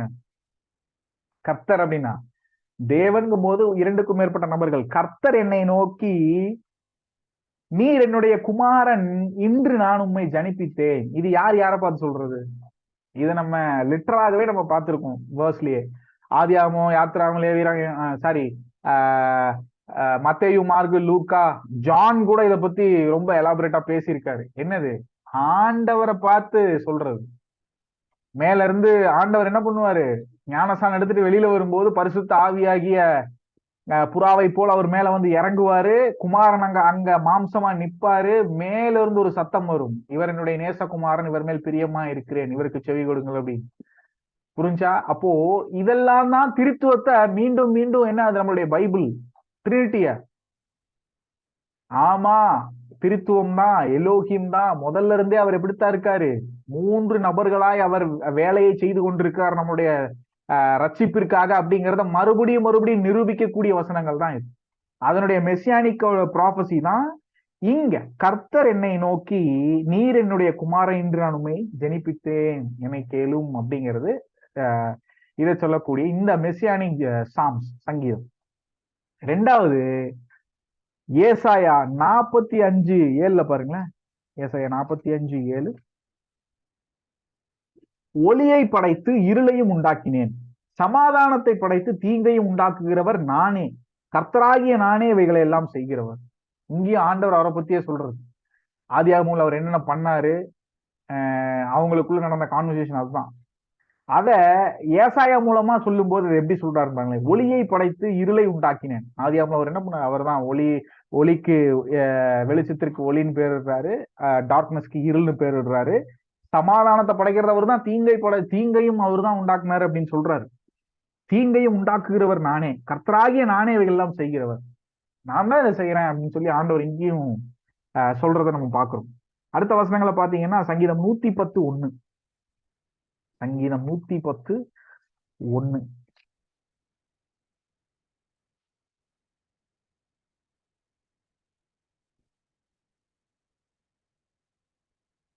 Rule over his enemies. கர்த்தரின் ஆண்டவரை நோக்கி, நான் உம்முடைய சத்துருக்களை உமக்கு பாதபடியாக்கி போடும் வரைக்கும் நீர் என்னுடைய வலது வாரசத்திலே வந்து உட்காரும் என்றார். இதுவும் மெசியானிக் ப்ராபசி. இதுவும் நியூ டெஸ்டமெண்ட்ல நம்ம பார்க்கிறோம். எங்க எபிரேயர்ல பார்க்கிறோம், பவுல் எழுதியிருக்காரு. அடுத்து மத்தேயு 11:27, யோவான் 8:42 அதனுக்கான ஒப்புமை வசனம், யோவான் 17:24 நீங்க என்ன பண்ணலாம், நோட்ஸ்ல கொடுத்துருக்கு, பார்க்கலாம். தேவனுடைய சிருஷ்டிப்பிலேயே மிகவும் உன்னதமான படைப்பு யாரு? மனிதன். ஏன்னா வேற யாருக்கும் ஆண்டவர் இவ்வளவு இம்பார்ட்டன்ஸ் கொடுக்கல. எல்லாருக்கும் இம்பார்ட்டன்ஸ் இருக்கு, ஆனா மனிதனுடைய அளவிற்கு யாரும் ஆண்டவர் என்ன பண்ணல, நேசிக்கல. மனிதனை ஆண்டவர் அதை எல்லாத்தையும் கொண்டு வந்து ஒருத்தன் கையில கொடுக்கணும், இவன் கையில எல்லாத்தையும் கொடுத்தரலாம் நினைக்கும் போது அப்ப அவனை எந்த அளவுக்கு ஆண்டவர் நேசிச்சிருப்பாரு, இவன் ஆளட்டும் எல்லாத்தையும் நினைக்கும் போது எந்த அளவுக்கு ஆண்டவர் நேசிச்சிருப்பாரு அந்த மனிதனை. தேவனுடைய சிருஷ்டிப்பிலேயும் மிகவும் உன்னதமான படைப்பு மனிதன். மனிதனின் சரீரம் பூமியின் மண்ணிலிருந்து, எலமெண்ட்ஸ்ல இருந்து ஆண்டவர் என்ன பண்றாரு, எடுத்து படைக்கிறார். அசா அப்படின்னு. மனிதனுக்கான ஆத்துமா, சோல் பிரின்சிபிள் 5ஆம் நாள்லேயே படைக்கப்பட்டு விட்டது. 5ஆம் நாள்லயே பூமியில ஜீவன் உண்டாக கடவுள்னு சொல்றாருல, அந்த நெஃபேஷ், லைஃப், நெஃபேஷ் அப்படிங்கிற ஹீப்ரு வேர்ட், ஆத்துமா, மனசாட்சி, சோல்னு சொல்றாரு ஆத்துமா. அதான் சோல் பிரின்சிபல் எப்ப ஆயிடுச்சு, மனிதனை படைக்கிறதுக்கு முன்பதாகவே ஆண்டவர் இது என்ன பண்ணணும், இந்த சோல் பிரின்சிபல் 5ஆவது நாளே அதை என்ன பண்ணிட்டாரு, இந்த பூமியில உண்டாக்கிட்டாரு. சோ ஆத்துமாங்கிற ஒரு பிரின்சிபலை. அப்பதான் 6ஆம் நாள் மனிதனை படைக்க ஏதுவா இருக்கும் அப்படிங்கிறக்காக. மனிதனின் ஆவி ஆரம்பமும் முடிவில்லாததுமா இருக்கிறது, இம்மார்டல் ஆவி, ஸ்பிரிட். ஆவியை தேவன் மனிதனுக்கு அருளினார். ஆவிக்கு என்ன இல்ல, அழிவு இல்லை. நம்மளுடைய சரீரத்திற்கு தான் என்ன இருக்கு, அழிவு இருக்கு. செத்து போயிட்டோம்னா நாளைக்கு இப்போ காட் ஃபோர்பிட் நான் இறந்துட்டேன் அப்படின்னா என்னை கொண்டு போய் இப்போ மண்ணில் வைப்பாங்கன்னா என்னுடைய சரீரம் மக்கி போயிடும். ஒண்ணும் இல்லாம என்ன ஆயிரும், மேக்சிமம் 6 மாசம் ஒண்ணுமே கிடைக்காது, வெறும் மண்டையோடும் எலும்பு மட்டும்தான் இருக்கும். ஆனா நம்மளுடைய ஆவி என்னது, ஆவிக்குள்ளான நம்மளுடைய ஆவியான மனுஷனுக்கு என்ன இல்ல, அழிவில்ல. It's immortal. இம்மார்டலிட்டி அப்படின்னு சொல்றாங்கல்ல, அழிவில்லாத அப்படின்னு, நித்தியமாக அப்படின்னு, மரணமே அல்லாதங்கிறது தான் இம்மார்டல். ஆவியை தேவன் மனிதனுக்கு அருளினார். அழிவில்லாத ஆவியோடு இணைந்த மனிதனின் ஆத்துமாவும் என்னவா இருக்கு, அழிவில்லாததாகி விடுகிறது. அந்த ஆவியோடு கூட இணைகிற மனிதனுடைய ஆத்மாவுக்கு என்ன இல்ல, அழிவு இல்லை. ஏன்னா அந்த சோல் பிரின்சிபல் ஆண்டவர் என்ன பண்றாரு, 5ஆம் நாளை படைச்சிட்டாரு. அந்த ஆத்மாவை காக்கும்படிக்கு தான் ஆண்டவர் என்ன பண்றாரு, பரிசுத்த ஆவியானவரை கொண்டு நம்மளுடைய ஆவிக்குரிய மனிதனை பலப்படுத்துறாரு ஒவ்வொரு நாளும். ஏன்னா நம்ம மாம்ச ரீதியமா சிந்திக்கும் போது நம்மளுடைய வாழ்க்கையில் நடக்கக்கூடிய பிரச்சனைகளோ இல்ல நமக்கு விருப்பம் இல்லாத ஒரு விஷயம் நம்ம லைஃப்ல நடக்கும் போதோ குறுக்கிடும் போதோ நமக்கு அதுல ஆவியின் பிடிப்பு இல்ல, நம்ம ஆண்டவரோடு கூட இல்லை அப்படிங்கும் போது ஈஸியா வி காட் ஹர்ட். ஈஸியா நம்ம என்ன ஆயிருவோம், ஏதாவது ஒரு விஷயம் நம்மளை சீக்கிரம் ஹர்ட் பண்ணிடும். சென்டிமெண்டலாவோ, பிசிக்கலாவோ, மென்டலாவோ, எப்படியாவது நம்ம என்ன ஆயிருவோம், ஹர்ட் ஆயிருவோம். என்னடா வாழ்க்கை, எதுக்கு இந்த வாழ்க்கை அப்படிங்கறத ஈஸியா நம்மளை வந்து டவுட்னஸ் கொண்டு வந்து நம்ம மேல கொண்டு வந்து போட்டுருவான் ஈஸியா பிசாஸ். அவன் நம்மளை அடிக்கிறதே, அவனோட ஆயுதமே என்னன்னா நம்மளோட பர்பஸை மறக்க வைக்கிறது தான் அவனோட ஆயுதம். நல்லா புரிஞ்சுக்கணும். பிசாசுக்கு ஆண்டவர் எப்படி நம்மளுடைய ஆத்மாவை அழிவில்லாததா மாத்தணும்னு சொல்லி ஆவியோடு கூட கனெக்ட் பண்ணி நம்மளை இம்மார்டலிட்டி, அவர் எப்படி ஜீவனோடு இருக்காரு, அந்த ஜீவன் நமக்கு தந்து நமக்கும் அழிவில்லாத மரணம் இல்லாத ஒரு வாழ்க்கையை தரணும் ஆண்டவர் நேசிக்கிறாரோ, அதுக்கு ஆப்போசிட்டா நம்மளுடைய ஆத்மாவை கொண்டு போய் சரீரத்தோடு இணைத்து சரீரத்திற்கு பிளஷர்ஸை கொண்டு வரக்கூடிய உலக சிற்றின்பங்கள், உலகத்தினுடைய போதை வஸ்துக்கள், மற்ற காரியங்கள்ல நம்முடைய சரீரத்தை கொண்டு போய் தள்ளி நம்முடைய ஆத்மாவையும் அதோடு கூட நரகத்துல கொண்டு போய் தள்ளும்படியான வேலையை ஆப்போசிட்டா பாக்குறவன் தான் யாரு, வைஸ் வேர்சாவா இந்த பிசாசு, சேட்டன்.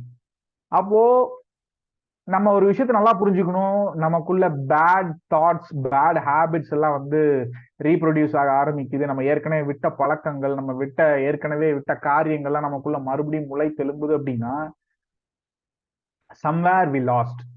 அது நம்மளுடைய ஃபெய்த்தா இருக்கலாம். இல்ல என்ன கேட்டா எனக்கு ரொம்ப பிடிச்ச ஒரு கோட் என்னன்னா, ஒரு நல்ல ஒரு தேவ மனுஷனுடைய கோட் என்னன்னா, நம்மளுடைய விழுகை எங்க ஆரம்பிக்குது? நம்மளுடைய விழுகை என்னைக்கு நம்ம பர்சனல் பிரேயர் டைமையும், பர்சனல் வர்ஷிப் ஸ்டடி டைமையும், பைபிள் படிக்கக்கூடிய பழக்கத்தையும், டெய்லியும் ஜெபிக்கிறதையும் என்னைக்கு நம்ம உதாசீனமா நெக்லெக்ட் பண்றோமோ, நெகேட் பண்றோமோ, அன்னைக்கே நம்மளுடைய விழுகை ஆரம்பிச்சிருது. ஆனா அதனுடைய வெளிப்படையான தன்மை நமக்கு எப்ப தெரியும்னா, அது நாளாக நாளாக சேர்ந்து சேர்ந்து சேர்ந்து சேர்ந்து நம்மளுடைய உள்ளுக்குள்ள ஆவி என்ன ஆயிட்டு இருக்கும்? அது கொஞ்சம் கொஞ்சமா வீக்னஸ் ஆகி வீக்காக்கி ஒரு நாள் நம்ம ஃபெய்த்தை, எதுக்குடா இந்த வாழ்க்கை, எதுக்குடா இந்த ஃபெய்த், இந்த கடவுள் நமக்கு என்ன பண்ணிட்டாரு அப்படின்னு ஆண்டவரே கேள்வி கேட்கக்கூடிய ஒரு நிலைக்கு கொண்டு போய், ஒரு டவுட்ஃபுல்லான ஒரு மைண்டை கொண்டு வந்து, நம்ம வாழ்ற வாழ்க்கை சரிதானா, நம்ம போற பாதை சரிதானா, ஆண்டவர் நம்மள படைச்சு நம்மள அழைச்சேன்னாரே கொண்டு வந்து நடுத்தெருவில் விட்டுட்டு போற ஆண்டவர் நம்மளை கூப்பிட்டாரு, நம்ம கண்ணுக்கு முன்னாடி எதுவுமே தெரியலையே, வழியே தெரியலையே, நம்ம எந்த வழியில போறது, ஆண்டவரும் பேச மாட்டேங்கிறாரு அப்படிங்கிற ஒரு டவுட்டை கொண்டு வந்து நம்ம மைண்ட் ஃபுல்லா போட்டு போட்டு போட்டு போட்டு நம்மளை கொண்டு போய் ஒரு கார்னர் பண்ணி நம்மள எந்த மூவுமே பண்ண விடாம பண்ணக்கூடிய வேலை தான் இந்த பிசாசனுடைய வேலை. நான் இந்த மாதிரி சுச்சுவேஷன்ஸ்லாம் நிறைய ஓவர் கம் பண்ணி வந்திருக்கேன் by the grace of God. அதனாலதான் இதெல்லாம் நான் உங்களுக்கு சொல்றேன். இதெல்லாம் நமக்கு வராதுன்னு நம்ம பைபிள் எங்கேயுமே சொல்லல, நானும் சொல்லல நமக்கு வராதுன்னு. எனக்கு நாளைக்கு கூட இந்த மாதிரி சுச்சுவேஷன் வரலாம். ஆனா we should now how to overcome these problems because we have word of God in our hand. ஆண்டவருடைய வார்த்தை நம்மளுடைய கரங்கள்ல இருக்கனால கண்டிப்பா நமக்கு ஒரு விஷயம் தெரிஞ்சிருக்கணும். இது என்ன ஆனாலும் நம்மை அழைத்தவர் உண்மையுள்ளவர், நம்மளை எதற்காக அழைத்திருக்கிறாரோ அதை இன்னும் செஞ்சு முடிக்காதனாலதான் நம்ம நாசியில சுவாசம் இருக்குங்கிறத மாத்திரம் நம்ம என்னைக்கும் டெய்லி என்ன பண்ணிடணும், டெய்லியும் நம்ம ரெக்ரெட்டா தான் இருப்போம், நம்ம டெஸ்பரேட்டா தான் இருப்போம். நம்ம லைஃப்ல ஒரு பிரேக் த்ரூ வேணும், ஒரு விஷயம் நடக்கணும், நம்ம லைஃப் இப்படியே போயிட்டு இருக்கு, இட்ஸ் நாட் ரைட், எனக்கும் என்னன்னு தெரியல, என்ன பண்றதுன்னு தெரியல, ஒரு கோ வித் ஃப்ளோவா போயிட்டு இருக்கேன், ஆனா எனக்கு கொஞ்சம் கூட I have no pleasure in this life அப்படின்லாம் நமக்கு தோணும். அப்போ இந்த மாதிரி ப்ராப்ளம்ஸ் நமக்கு டெய்லியும் வரத்தான் செய்யும். இன்னைக்கு நம்ம நல்லா இருக்கலாம், நாளைக்கு மேபி மறுபடியும் வரலாம். அப்படி வரும்போது நம்ம ஒன்னே ஒண்ணுதான் பண்ண தெரியணும், கர்த்தருடைய வார்த்தையை தான் எடுத்து நம்ம மண்டையில ஃபில் பண்ணுமே தவிர, நம்ம இருதயத்துல ஃபில் பண்ணுமே தவிர, இந்த பிசாசு கொடுக்குற இந்த டவுட் எல்லாம் தேவனுடைய வார்த்தை மட்டும் தான் நம்மளை விட்டு வெளியே எடுக்குமே தவிர, ஏன்னா கர்த்தருடைய வார்த்தை தான் நம்மளை பலப்படுத்தும். கர்த்தருடைய வார்த்தை தான் நமக்கு என்ன பண்ணும், புதிய வாசல்களை திறந்து விடும். ஏன்னா பூமிக்கே ஆண்டவர் உண்டாக கடவுள் இது உண்டாகட்டும்னு ஒரு பிராணிக்கு சொல்றவரு, நம்மை அழைத்து இந்த பூமியினுடைய ஆளுகை நமக்கு தரணும்னு நினைச்ச ஆண்டவர் நமக்கு வேற வழி இல்லாம நம்மளை கொண்டு போய் தெருவில் விட்டுற மாட்டார்ல. அதை மாத்திரம் என்னைக்கு நீங்க நினைச்சுக்கங்க, எல்லாரும் அந்த சுச்சுவேஷனுக்குள்ள போய் தான் ஆகணும். ஏன்னா we are still in a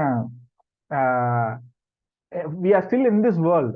எப்படி இருக்கும், ஒரு ஃபிளஷ்லி கிரியேச்சரா தான் இருக்கும். நம்ம இன்னும் 100% நம்ம ஆவிக்குள்ள போல, நம்மளுடைய ஆத்மா இன்னும் மீட்கப்படல. மீட்கப்படும் நாளுக்கென்று முத்திரையாக பெற்ற பரிசுத்த ஆவியை அது வரைக்கும் until that day நம்ம என்ன பண்ணக்கூடாது, quench பண்ணக்கூடாது. அவரை என்ன பண்ணக்கூடாது, ரெக்ரெட் ஆகிற மாதிரி வைக்கக்கூடாது. அவரை நம்ம என்ன பண்ணக்கூடாது, துக்கப்படுத்தக்கூடாது. அவரை ஹர்ட் பண்ணக்கூடாது. அப்போ அந்த டவுட்ஸ் எல்லாம் நம்ம லைஃப்ல இருந்து, நம்மளுடைய மைண்ட்ல இருந்து நம்ம எடுத்து போடணும். நம்மளுடைய ஃபெய்த்ல இன்னும் ப்ரோக்ரெசிவா போகணும் அப்படின்னா, நீங்க பண்ண சின்ன தப்பு தான் இன்னைக்கு இவ்வளவு பெரிய ஒரு விஷயங்களுக்குள்ள நம்மளை கொண்டு வந்து நிறுத்தி இருக்குங்கிறத ஃபர்ஸ்ட் நீங்க அனலைஸ் பண்ணுங்க. நம்ம எங்க விழுந்தோம் அப்படிங்கிற இடத்துல அதனுடைய ரூட் வேர்டு தெரியாம, ரூட் பிளேஸ் தெரியாம, அந்த ப்ராப்ளம்கான காசஸ் நீங்க எங்க போய் தேடினாலும் உங்களுக்கு கிடைக்காது. நம்ம விழுந்தது எங்கன்னு நம்ம பார்த்தோம்னா, நம்மளுடைய பிரைவேட் பிரேயர், நம்மளுடைய பைபிள் ஸ்டடி, பிரைவேட் ஸ்டடி, ஆண்டவரோடு கூட நம்ம அமர்ந்திருந்து அவருடைய வார்த்தையை கற்றுக்கொண்டிருக்கக்கூடிய, தனிமையாய் ஆண்டவரோடு அமர்ந்திருந்த நேரத்தை நம்ம உதாசீனப்படுத்தி இருக்கோம். அதுல வேறொரு வேலை நிமித்தமோ இல்ல வேறொரு என்டர்டைன்மெண்ட்காகவோ அதெல்லாம் நம்ம தள்ளி, அந்த பைபிள் படிக்கிற நேரத்தையும் ஜபத்தின் நேரத்தையும் நம்ம அன்னைக்கு தள்ளின அந்த நாட்கள் தான் இன்னைக்கு இவ்வளவு பெரிய ஒரு விஷயங்களா வந்து நம்மளுடைய லைஃப்லயே, நம்மளுடைய ஃபெய்த்தையே நம்ம என்ன பண்றதுக்கு இதா இருக்கு, மறுதளிக்கக்கூடிய ஒரு இடத்துல நம்மளை கொண்டு வந்து நிறுத்தி விடும். அப்போ நம்ம விழுந்த இடத்த திரும்பி பார்த்தோம்னா எங்கதான் இருக்கும்? நம்முடைய பிரைவேட் பிரேயர், நம்முடைய பிரைவேட் வர்ஷிப் டு காட். ஆண்டவரை நம்ம துதிச்சதும் சரி, பிரைவேட்டா ஆண்டவத்தை நம்ம பிரேயர் பண்ணதும், அவருடைய பாதத்துல நம்ம எவ்வளோ நாளாச்சு நம்ம உட்கார்ந்து அப்படிங்கிறத நம்ம திரும்பி பார்த்தோம்னா அங்கேயே நம்ம போய் என்ன பண்ணலாம்? ஆண்டவர்கிட்ட சரண்டர் ஆகலாம். ஆண்டவர் என்ன பண்றாரு? உடனே நம்ம கிட்ட பேசுறவரா தான் இருக்காரு. பைபிளை திறந்தோம்னா நம்ம கிட்ட என்ன பண்றாரு? ஒரு பிரச்சனையான பைபிளை திறந்த, ஆண்டவரே என்னால முடியல, இதுல இருந்து எப்படி வெளியே வர்றதுன்னு தெரியல, எனக்கு ரொம்ப சஃபகேட்டடா இருக்கு, எல்லாமே என்ன நெருக்கிற மாதிரி இருக்கு, எனக்கு வழியே தெரியல, எனக்கு கண்ணை திறங்க, வழியை காமிங்கன்னா ஆண்டவர் என்ன பண்றாரு? உடனே பேசுவார் நம்மளுக்கு. மற்ற ஜனங்களை, மற்ற புறமதஸ்தர்களை போல ஆண்டவர் என்ன இல்ல, நீங்க என்ன பண்ணாலும் எலியா அன்னைக்கு கேலி பண்ண மாதிரி அவன் தூங்கிட்டு இருப்பான், ஒருவேளை எங்கேயாவது வெளி தேசத்துக்கு பிரயாணம் போயிருப்பான் அப்படின்னு அந்த பாகால சொன்ன மாதிரி நம்மளும் இவங்களை கேலிதான் பண்ணுமே தவிர நம்மளோட ஆண்டவர் மாதிரி உடனே எல்லாம் நம்ம கூப்பிட்டோம்லாம் வந்து பேசுறக்கோ, நம்மளுடைய சொப்பனத்திலேயோ நம்ம தரிசனத்திலேயோ தேவனுடைய வார்த்தையின் மூலமா நம்மகிட்ட இடப்படுறக்கோ யாருமே கிடையாது. அதனால don't hesitate to go in private prayer. தயவுசெய்து எது உங்களை ஹிண்டர் பண்ணியிருந்தாலும், தேவனுடைய வார்த்தைக்கு எகென்ஸ்டா எது உங்களை தடுத்து வச்சிருந்தாலும் நீங்க என்ன பண்ணுங்க? ஆண்டவர் நம்மளை பாவியா பாக்குறதே இல்லை, நம்மளை கழுவிட்டாரு. ஆனா நம்ம அதை முழுசா என்ன பண்ணணும்? ஏத்துக்கணும். நம்மளுடைய லைஃப்ல முழுசா ஆண்டவர் ஏற்கனவே நான் கழுவிட்டாரு, இனி என்ன ஆனாலும் நான் ஆண்டவர்கிட்ட பேசுறதை நான் விட போறது இல்லை. ஏன்னா நீங்க பெர்ஃபெக்ட் ஆயிட்டு ஆண்டவர்கிட்ட போகவே முடியாது. ஆண்டவர்கிட்ட போக போக தான் பெர்ஃபெக்ட் ஆக முடியும். யாருமே தானா பெர்ஃபெக்ஷன் ஆக முடியாது, எக்ஸலன்ஸ் ஆக முடியாது. புரிஞ்சா? அப்ப நம்ம என்ன பண்ணணும்? ஆண்டவர்கிட்ட நெருங்க தான் இந்த டவுட்ஃபுல்னஸ், இந்த எதிர்மறையான நோக்கங்கள், இந்த நெகட்டிவ் தாட்ஸ், இதெல்லாமே எப்பதான் நம்மளை விட்டு போகும்? உட்கார்ந்து பிரேயர் பண்ணும்போது தான் போகும். உட்கார்ந்து தேவனுடைய வார்த்தையை படிக்கும் போது தான் போகும். ஏன் தேவனுடைய வார்த்தையை படிக்கும்போது போகும்னா, it gives you hope, it gives you future hope. எதிர்காலத்துல நமக்கு என்ன பண்ணுவேன் ஆண்டவர் பேசுவார், நம்மளை கொண்டு என்ன தரிசனம் வச்சிருக்காருன்னு ஆண்டவர் உங்களுக்கு தெரிவிப்பார். உங்களுடைய தரிசனம் என்ன நீங்க அப்பதான் கண்டுபிடிக்க முடியும். நீங்க பெர்ஃபெக்டான ஒரு சர்க்கிள்குள்ளேயே இருக்கும்போது உங்களுடைய விஷனுக்காக ஓட மாட்டீங்க, உங்க தரிசனம் என்னன்னு தெரிஞ்சுக்கணும்னு நினைக்க மாட்டீங்க. உங்களை கொண்டு போய் ஒரு சஃபகேஷனான சுச்சுவேஷன்ல வச்சு கழுத்து நெரிக்கிற மாதிரியான ஒரு நிலைமையில இருக்கும்போது தான் என்ன ஆகும்? நீங்க முழுவதுமா ஆண்டவரை தேடுவீங்க. ஆண்டவர் தான் என்ன இதுல இருந்து விடுவிக்க முடியும்னு நினைக்கும் போது தான் ஆண்டவருடைய விஷனை நீங்க என்னன்னு கேட்பீங்க. அது வரைக்கும் உங்க மனசுக்குள்ள ஒண்ணு வச்சுட்டு ஓடிட்டு இருப்பீங்க. சோ கேளுங்க ஆண்டவர், ஆண்டவரே நான் என்ன கத்துக்கணும்னு நினைக்கிறீங்க, என் கூட என்ன பேசணும்னு நினைக்கிறீங்க, எனக்கு எதை கத்து கொடுக்கணும்னு நினைக்கிறீங்க அப்படின்னு ஆண்டவர்கிட்ட கேளுங்க. ஆண்டவர் உடனே பேசுவார். உடனே உங்களுக்கு இருக்கக்கூடிய பிரச்சனைகள்ல இருந்து வெளியில வர்றதுக்கான வழிகளை ஆண்டவர் என்ன பண்ணுவாரு? கொடுப்பாரு. ஏன்னா he is a mighty God. இவ்வளவு பெரிய ஆதியாகமம் 1ஆம் அதிகாரத்தை நம்ம வாசிக்கும் போதே தெரியல அவர் எவ்வளவு பெரியவர் அப்படின்னு. அப்பேற்பட்ட தேவனை நம்ம வணங்கும் போது நம்ம எல்லாம் மற்ற காரியத்தை குறிச்சு நம்ம என்ன பண்ணக்கூடாது? சிந்திக்க வேண்டிய அவசியமே இல்லை. மிருகத்தின் ஆத்துமா மரணத்துக்கு பின் அழிந்து விடுகிறது. மிருகத்தினுடைய ஆத்துமாவுக்கு பேர் என்ன தெரியுமா? நெஃபேஷ் அப்படின்னு பேர். ஹீப்ரு வேர்ட் நெஃபேஷ். மனிதனுக்கு நெஃபேஷ் மற்றும் ரூவா இருக்கு. மிருகத்துக்கு வெறும் நெஃபேஷ் மட்டும்தான் இருக்கு, ஆத்துமா மட்டும்தான் இருக்கு. அது அழிந்து போகக்கூடிய. ஆனா மனிதனுக்கு ஆவியும் கூட இருக்கிறதுனாலதான் இட்ஸ் இம்மார்டல். ஆவி அழியாது, ஆத்துமா கூட என்ன ஆகும்? வெறும் ஆத்துமா சரீரம் மாத்திரம் இருந்தா கூட அதை கொண்டு போய் என்ன முடியும்? அது அழிந்து போகக்கூடிய. அந்த ஆத்துமாவை காப்பாற்றணும்னு ஆண்டவர் என்ன பண்றாரு? மனிதனுக்கு ஆவியை கொடுத்திருக்காரு. அந்த ஆவிதான் மனிதனுடைய ஆத்துமாவை தேவனின் பக்கமாக இழுக்கிறது. புரிஞ்சா?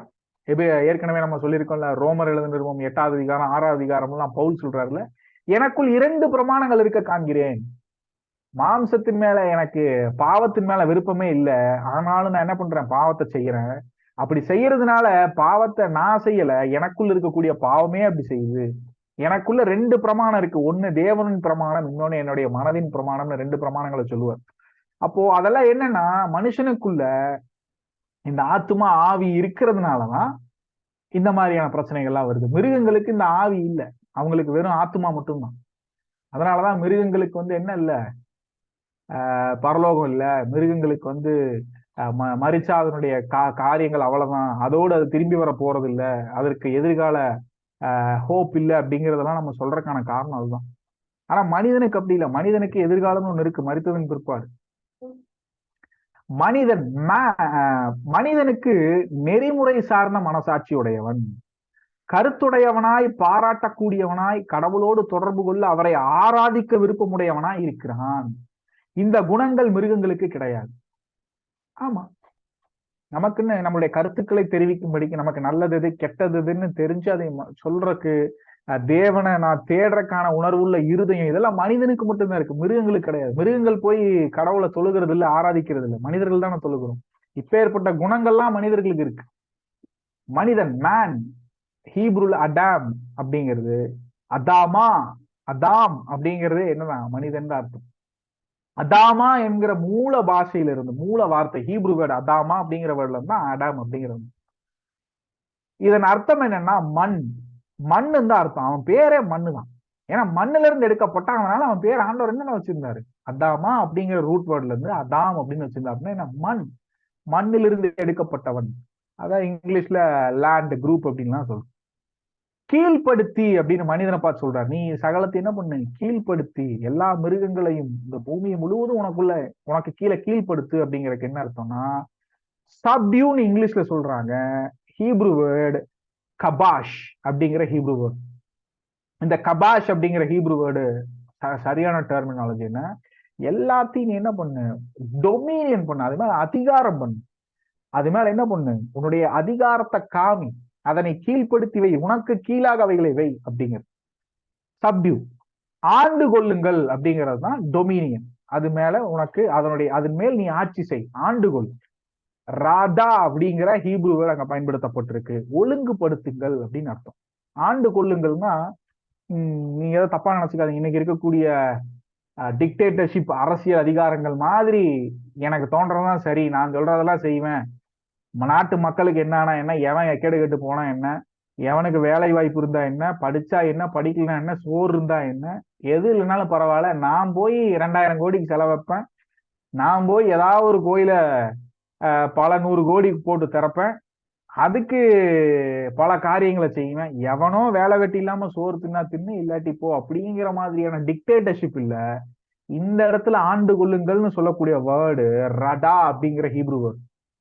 அதுக்கு மீனிங், சரியான மீனிங் என்னன்னா அலைன் பண்ணுங்க, ஒழுங்குபடுத்துங்க, அதை வந்து சீராக்குங்கள் அப்படிங்கறதுதான் ஆண்டு கொள்ளுங்கள் அப்படிங்கிற வேர்டு. அப்ப டே 1ல ஆண்டவர் என்னென்ன படைச்சாருன்னு பார்த்தோம். ஸ்பேஸ், மேட்டர், டைம், எனர்ஜி, அதெல்லாமே எதுல வந்துருது, ஆதியிலே தேவன் வானங்களையும் பூமியையும் ஒளி ஓர் அவைகளையும் படைத்தார், ஒளி உண்டாக கடவுள் என்றார் அப்படின்லாம் பார்த்தோம்ல. 1வது நாள் அதை படைக்கிறார். 2வது நாள் hydrosphere and atmosphere, separate the sky from the earth. ஹைட்ரோஸ்பியர்னா என்ன, நீர்நிலைகள் கீழே, அட்மாஸ்பியர்னா வளிமண்டலம். இவைகள் ரெண்டையும் செப்பரேட் பண்ணி ஆண்டவர் என்ன பண்றாரு, வெட்டாந்தரையை உருவாக்குறாரு, தண்ணிகள்லாம் போய் ஒரு ஜலத்துல ஜலமெல்லாம் போய் சேர்ந்து சமுத்திரம் உருவாகட்டுங்கிறாரு, அவைகளை படைக்கிறார் ஆண்டவர். 3வது நாள் என்னது, lithosphere and biosphere, try land and vegetation. இந்த வெட்டாந்தரையில் இருக்கக்கூடிய கனி தரும் புல் பூண்டுகள் ஆண்டவர் என்ன பண்றாரு, பழுகி பெருகுவாயாக அப்படின்னு சொல்லி படைக்கிறத நம்ம பார்க்கிறோம். 4வது நாள் செலிஸ்டியல் ஸ்பேர் அண்ட் அட்மாஸ்பியர், அதாவது சன், மூன், ஸ்டார்ஸ், ஆஸ்ட்ரோஸ்பேர், இந்த சூரியன், சந்திரன், நட்சத்திரங்கள், இந்த பால்வெளி அண்டம், இவைகள் எல்லாம் படைக்கிறது. அதை எதற்காக ஆண்டவர் படைச்சிருக்காருங்கிறதையும் நம்ம பார்த்தோம். அதெல்லாம் படைக்கப்பட்டது 4வது நாள்ல. 5வது நாள் ஆண்டவர் என்ன பண்ணா, பிரின்சிபல் ஆஃப் கான்சியஸ் லைஃப், அதாவது ஷோல், மெரைன் லைஃப், அவைகளை ஆண்டவர் படைக்கிறத நம்ம பார்க்கிறோம். ஜீவன்னா என்ன, அந்த சோல் பிரின்சிபல், ஆண்டவர் அந்த பெர்பெச்சுவலா பேசினது, அந்த ஜீவன் இன்னைக்கு வரைக்கும் எப்படி இது கிரியை செஞ்சுட்டு இருக்கு இந்த பூமியில அப்படிங்கறதெல்லாம் பார்த்தோம். 6வது நாள் principle of human spirit. Principle of human spirit அப்படின்னா, மிருகங்களுக்கு ஆத்மா இல்லை, ஆனா மனிதனுக்கு என்ன இருக்கு, ஆவி இருக்கு, ஆத்மா இருக்கு, சரீரம் இருக்கு. மிருகங்களுக்கு என்ன இல்லை, ஆவி கிடையாது, ஆனா ஆத்மா சரீரம் மட்டும்தான் இருக்கு அப்படிங்கிற அந்த பிரின்சிபலையும் நம்ம பார்த்தோம். அதே போல மனிதனையும் ஆண்டவர் படைச்சிருக்கிறாரு. மனிதனை என்ன பண்ணாரு, மொத்தத்தையும் அவன் கையில கொடுத்து அவனை ஆண்டு கொள்ளும்படிக்கு ஆண்டவர் செஞ்சிருக்கிறாரு அப்படிங்கிறத நம்ம இங்க பார்த்தோம். ஸோ 1வது அதிகாரம் ஜெனசிஸ் 1st சாப்டர் ஃபுல்லாவே நம்ம என்ன பண்ணிட்டோம், ஸ்டடி பண்ணிட்டோம். நெக்ஸ்ட் கிளாஸ்ல நம்ம கர்த்தருக்கு சித்தமான 2வது அதிகாரத்தை முழுவதுமா முடிக்க கர்த்தர் நமக்கு கிருபை செய்வாராக. ஏதாவது டவுட்ஸ் இருந்தா கேளுங்க, இல்லைன்னா நம்ம கிளாஸை இதோட நம்ம குவிட் பண்ணலாம்.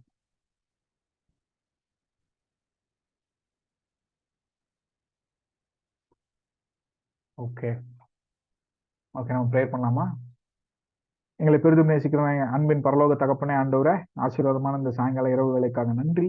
ஆண்டவரே, வந்திருக்கிற ஒவ்வொரு பிள்ளையும் தேவன் தாமே உங்களுடைய கரத்துல தருகிறோம். அவருடைய இருதயத்தில் இருக்கக்கூடிய வாஞ்சை என்ன விருப்பங்களை தேவன் அறிஞ்சிருக்கிறீர். ஆண்டவரே, அவருடைய எதிர்காலத்திற்கான வழிவாசல்களை திறந்து தாரும். எங்கே செல்ல வேண்டும், ஏற்ற வேலை எங்கே போய் அவர்கள் நிற்க வேண்டும் என்று தேவன் சித்தமா இருக்கு, அங்கே கொண்டு போய் நிறுத்தும். அவர்களுக்கு எல்லாருடைய கண்களிலும் தயையும் கிருபையும் கிடைக்கட்டும். ஆண்டவரே, அவர்களை கொண்டு என்ன செய்ய சித்தமா அதை செய்யும்படிக்கு, அவருடைய விஷன்ஸ் அறிந்து கொள்ளும்படிக்கு தேவன் அவர்களோடு பேசும். உங்களுடைய வார்த்தை அவர்களோடு இடைபடட்டும்.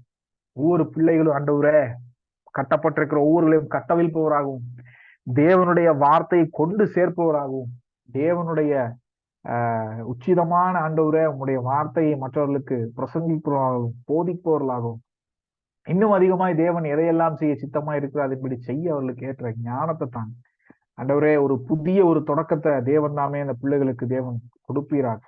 ஒவ்வொருவரையும் இந்த கரத்துல தருகிறோம். மகிமையை எடுத்துக்கொள்ளும், கனத்தை உமக்கே செலுத்துகிறோம். இயேசுவின் நாமத்தில் பிதாவே, ஆமென்.